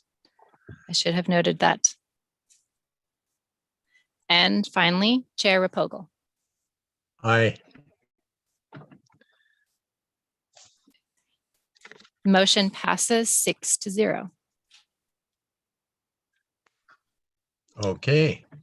Thank you. Thank you. And thank you, Mr. Correa, for your testimony, and you will be informed of this in writing. Thank you. Thank Appreciate you. it. We appreciate it. Have a great day, all. Thank you. Okay. We're moving on to agenda item number 4, and the initiator is the planning director. An ordinance amending chapter 23, article 4, article 5, and article 6, and chapter 25, article 2, article 5, and article 6 of Hawaii County Code 1983, 2016 edition as amended, relating to processing of subdivision and zoning applications in preparation for EnerGov launch and making clerical revisions to permitted uses in the Family Agricultural Zoning District. And staff, there will be a presentation by Maya Jackson. Thank you, Chair Replogle. So this is just a change. It's a request to amend our subdivision and zoning code in order to kind of get ready for the launch of EnerGov. The go live date for EnerGov is July 26th. And currently our code has some language in it that's asking for like 20 copies of applications. But when we launch EnerGov, the applicants will be able to apply online. And so obviously there will no longer be a need for 20 applications. It'll all be done through the EnerGov portal. So this is just kind of a housekeeping measure asking for changes to the zoning and subdivision code to address the EnerGov launch. There's also a second component of our request, and that's, you'll recall, I think it was last year sometime, we sent through a medical clinic bill to amend the zoning code to make some changes to where medical clinics are permitted, which zoning districts they're permitted in. And during that change, there was a typographical error. It was actually a word error where we were using, I suppose, an old copy of a Word document and trying to revise the code off of that. And so it was just one word error that we're asking for a correction on at this time related to the Family Agricultural Zoning District. And that those changes that we're requesting are shown in the draft bill. And you can see it on page, you can see the changes on page 2 through 4 of your goldenrod background and recommendation report.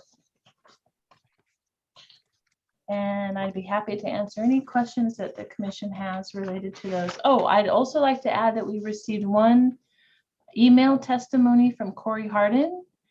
And in that email, she had some concerns. She wanted to find out what circumstances or what the meaning of similar matters is related to our real property tax payment. And we got clarification from the director of finance that there are times when a landowner has filed for bankruptcy or they have some other court order that provides them relief from paying property taxes. And in those situations, we can still accept a planning department application for processing.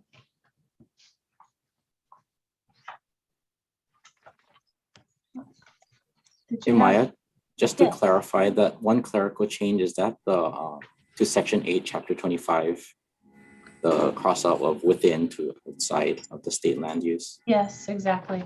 Okay, thank you. You're welcome. Maya, Yes. I'd like you to expand, please, on this business of somebody who's in bankruptcy applying for a rezone or other permit. I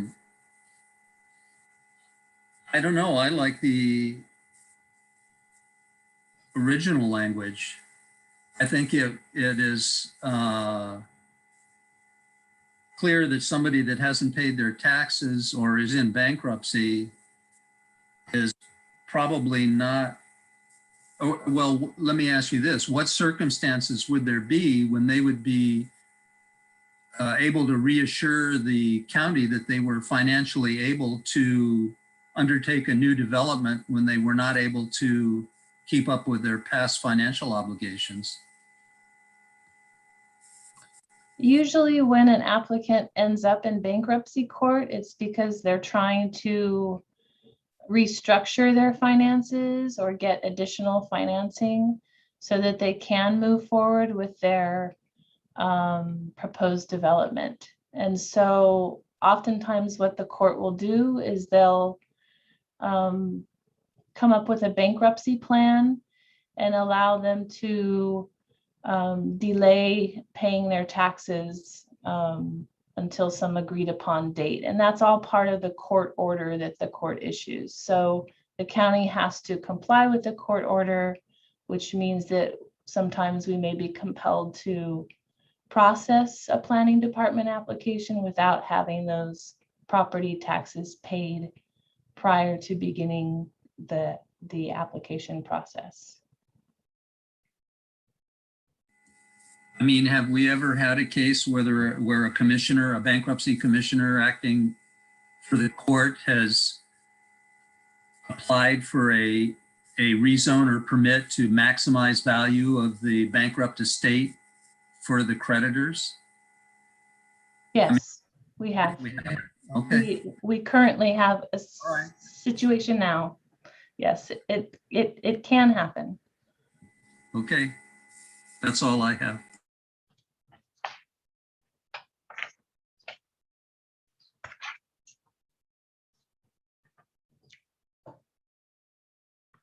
Any other questions? Well, I'd like to, Chair Rep Logo, just a comment. This is, if I may, this is the first of several amendments that are coming your way. This first one is the code amendments. Shortly after this, we're going to be having the Planning Department rule amendments, the Board of Appeal rule amendments, as well as the Planning Commission rule amendments, all trying to prepare for the EnerGov launch, which is scheduled for July 26th.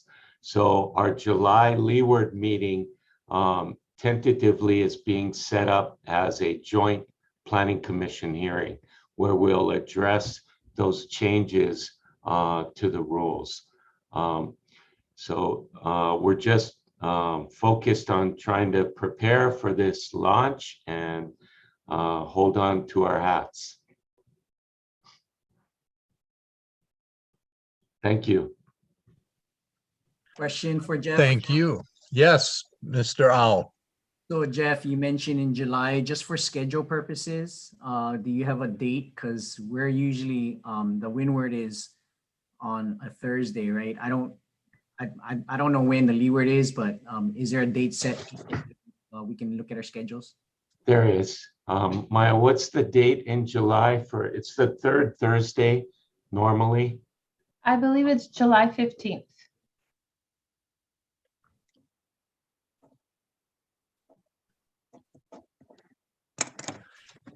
And does this, we will still have our regular commission meeting on July, whatever, the first Yes. Thursday?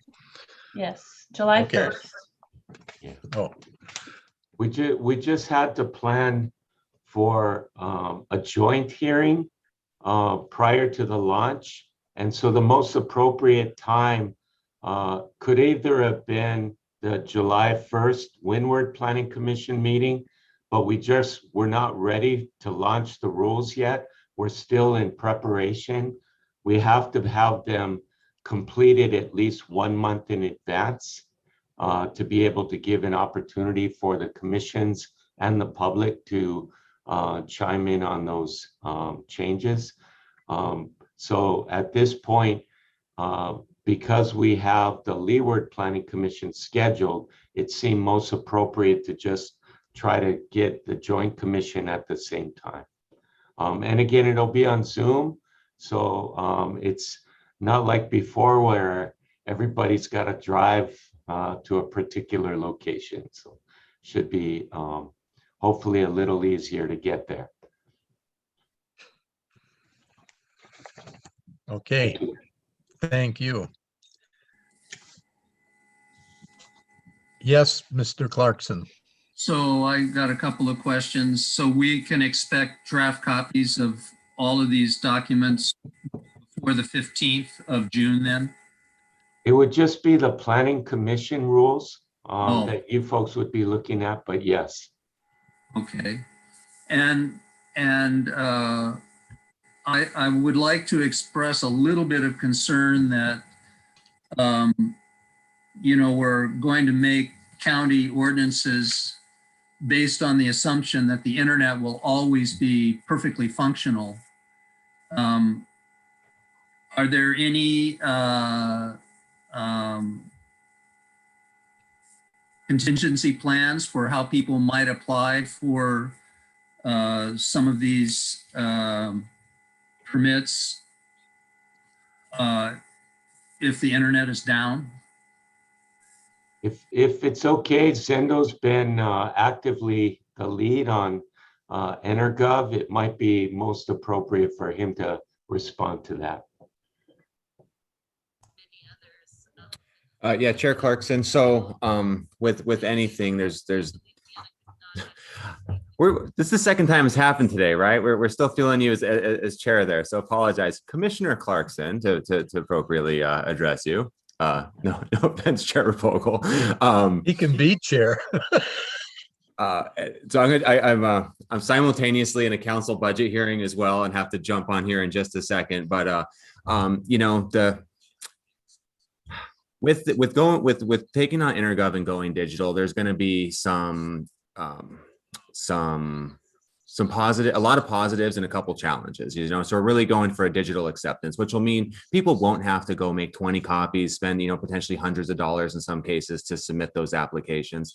They also could do it from their home and their home computer. That being said, if we are experiencing a technical difficulty or we're down, the applicant would probably have to wait to make that submittal. Very much, you know, similar to other online platforms that we work with. EnerGov is a cloud-based SaaS, software as a service platform. So it operates in the cloud. So as long as we have internet service, or the applicant has internet service, we're fine. So if the county were to shut down for a moment, it doesn't necessarily affect that. It would affect our kiosk at the front, and it might affect some of our staff being able to access some of that data for that period of time. However, the person submitting the application from home would still be able to do that, if that makes sense. Yeah, it makes sense. I'm just wondering whether you couldn't generalize these changes to be something that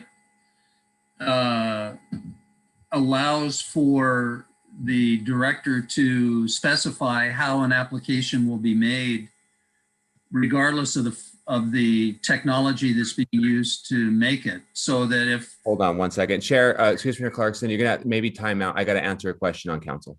Sorry. I can respond to that, Commissioner Clarkson. There in the code change, you'll notice on the first change on page 1, you'll see the phrase "in a format prescribed by the director." So that's exactly what we were trying to do, is to give us that flexibility, not knowing exactly this process that awaits us.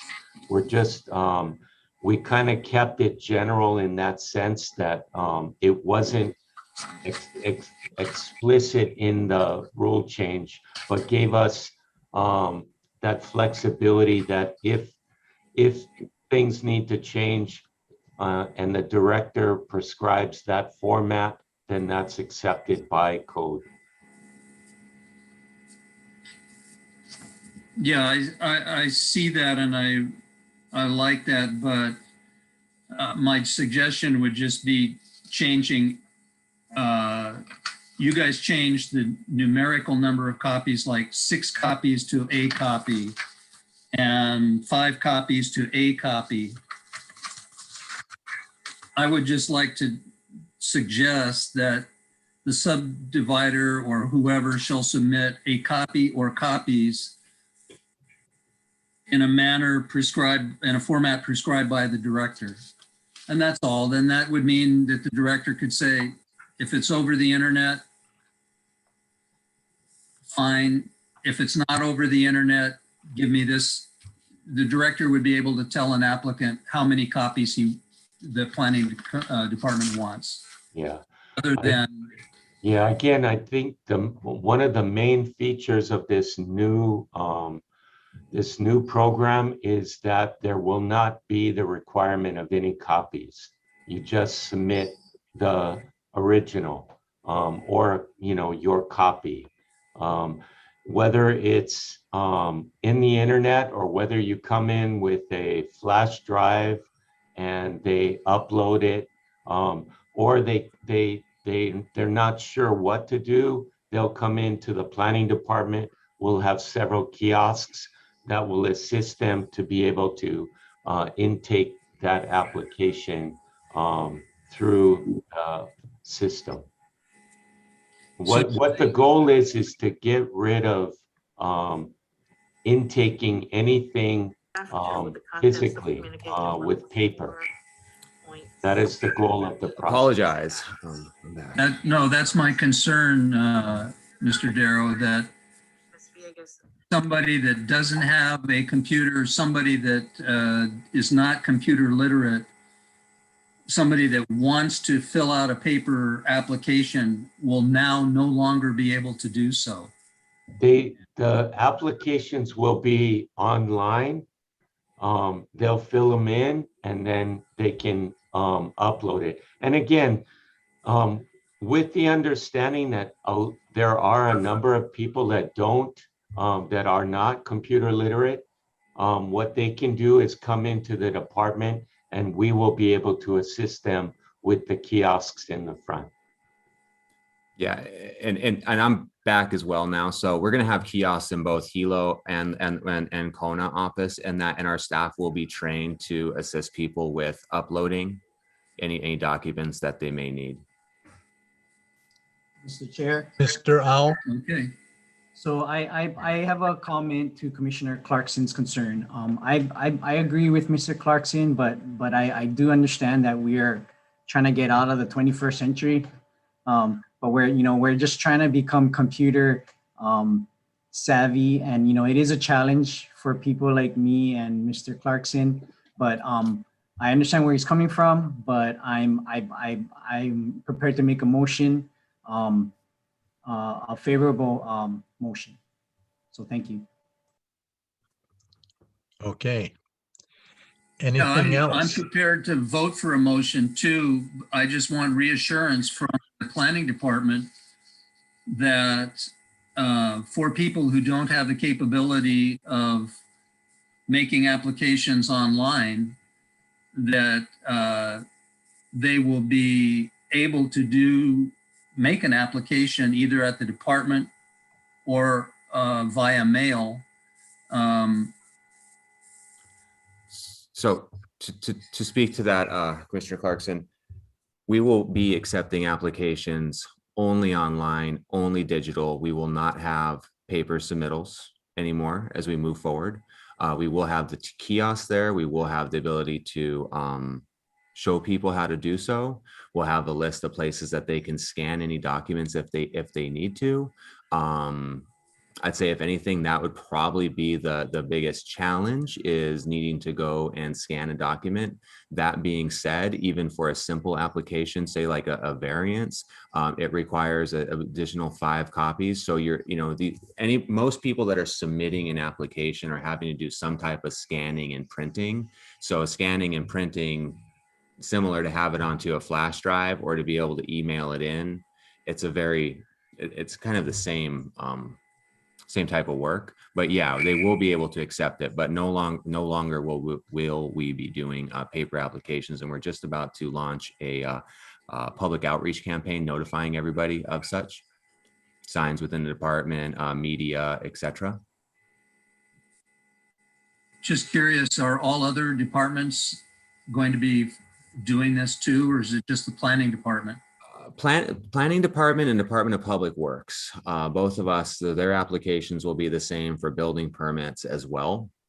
So we are, DPW and planning are lockstep in this. We're both moving over to the InterGov system. We're both linked on it. We're both working in unison on launching this program. It's been a lot of work over many years. It started about 4 years ago. We picked it up with the new administration, have been really pushing hard to get it up and running.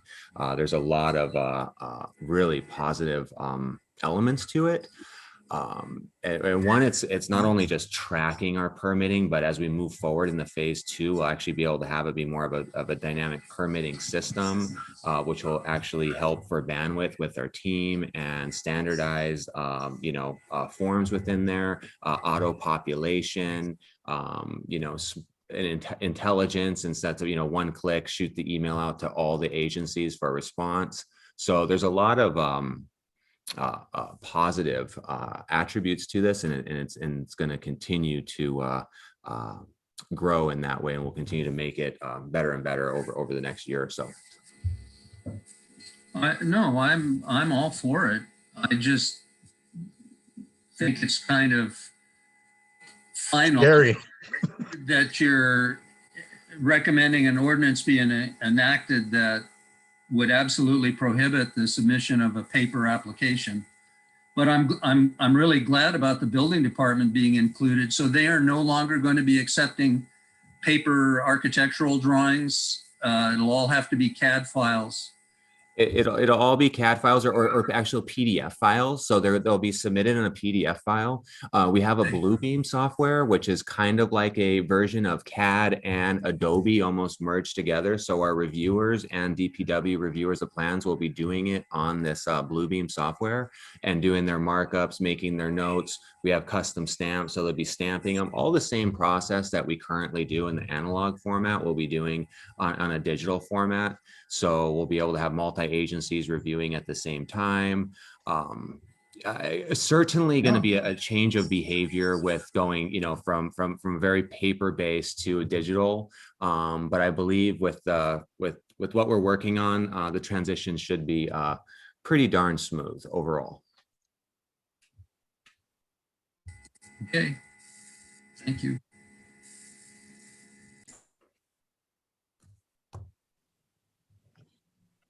Mr. Chair, I'm ready to make a motion. Oh, yeah, okay, please. I move that a favorable recommendation be forwarded to the county council on Planning Director's proposed amendments to Hawaii County Code Chapter 23 and Chapter 25 based on the Planning Director's recommendation, which shall be adopted. A second.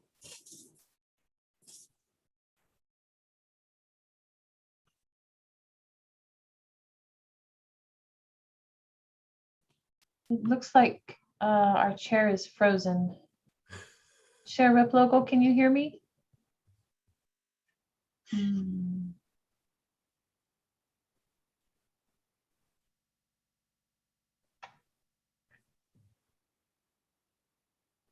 Oh, we lost our chair. There he is. Malia, do you have a suggestion? Can Commissioner Aguinaldo take over the vote? He popped back up, but yeah, I mean, we have quorum, I believe, still, right? 1, 2, 3. So Yes. technically, we could just take a roll call, but if nobody has any objections.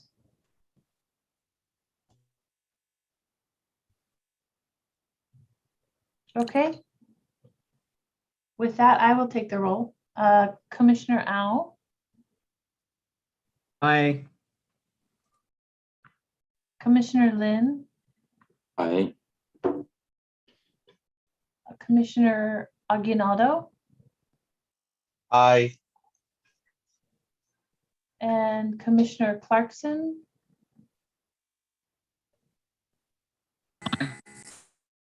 And Commissioner Galimba.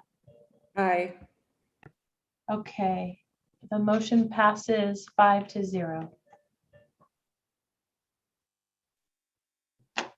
And our chair is calling me right now, so I have to go. I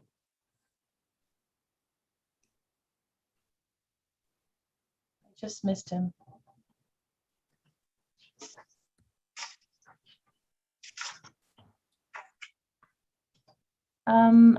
We don't have a chair. Malia, can we take a recess? Oh, there's John.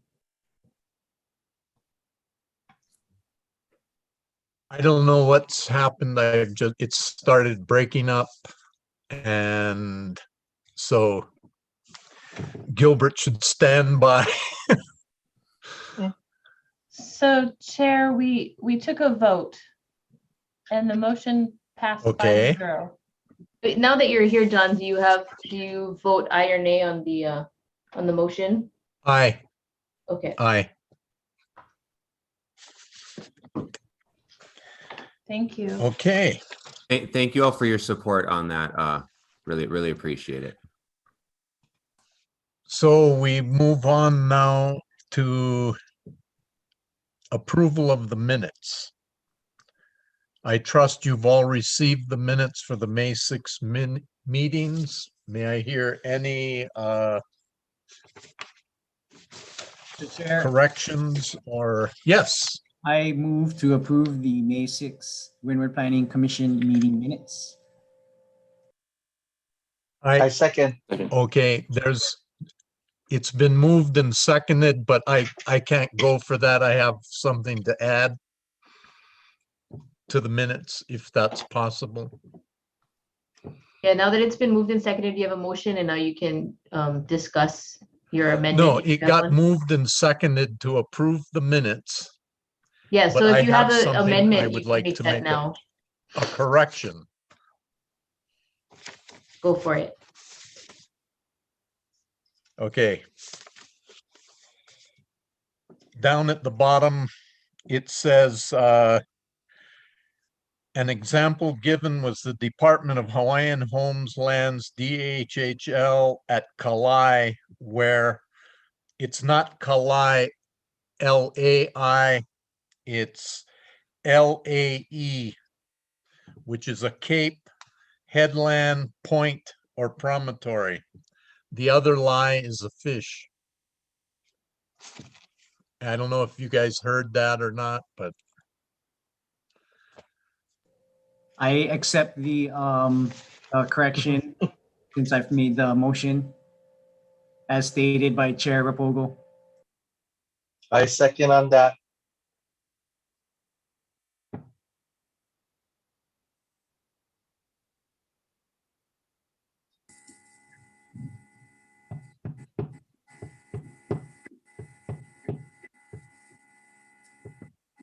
Chair Replogle, can you hear us? I hear you now, Okay, and I great. heard Mr. Owl, but I don't know where we are. Okay. So Vote. Mr. Al agreed to change the motion to add your correction, and Commissioner Aguinaldo agreed as well. Did you hear the thing about Kalai? Yes. Okay, good. Then I'm all in favor of it. So just take the vote. I guess so. Aye. Actually, I think really I'm out of it now. It's coming and going. I don't know what's happening, so I will in the future go someplace else for these meetings. Commissioner Aguinaldo, can you wrap up for us? Maya, I don't have all the proper Yeah. paperwork. I think we just need a voice vote on the minutes, whether to adopt them Okay. with the correction. You can just ask all those in favor, Gilbert. Okay. All those in favor, say aye. Aye. Aye. Aye. Opposed? Aye too. Any opposed? Nope. All The right. ayes have it. The motion is carried. Administrative matters. The discussion of the recent special management area SMA determination, minor permit, and enforcement action issued by the planning director. Yeah, so the planning department sent the SMA log to the commission a few days ago, and I can answer any questions that you have about the log.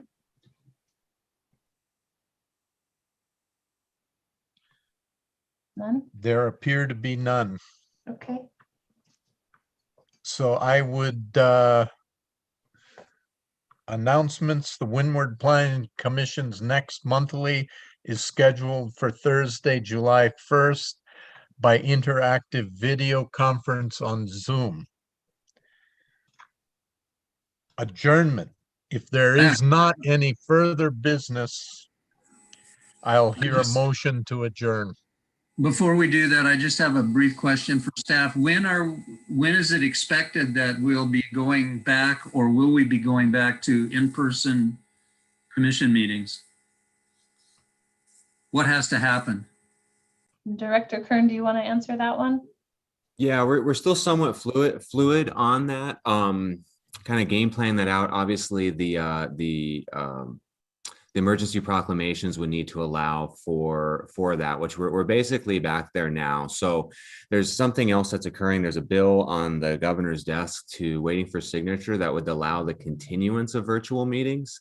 Something that we're looking at is possibly a combination of both. I'm not sure if we need to have this agendized at all, Malia, if we need to get further into this conversation, or if we're okay to speak to that, Sunshine Law-wise. I think if we want to have a full discussion about this, that we can put it on the, well, not the next agenda, maybe the next one after that. But yeah, we should wait for that bill to get signed or vetoed, and then we'll have a more bigger discussion around it. Yeah.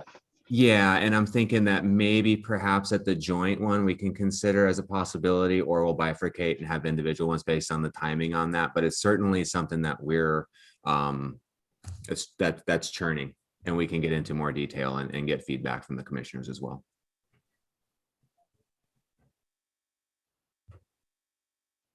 Anything further? Okay, again, I will entertain a motion to adjourn this meeting. So move. Oh, I thank you. second. And we got multiple seconds. All those in favor say aye. Aye, Sus. Yes, aye. Sus. Okay, thank you all. Hi, everybody. All right. Guys, Aloha. thank you all very Stay much. safe, Have a great guys. one. Aloha. Oh, we hope. Hey, buddy.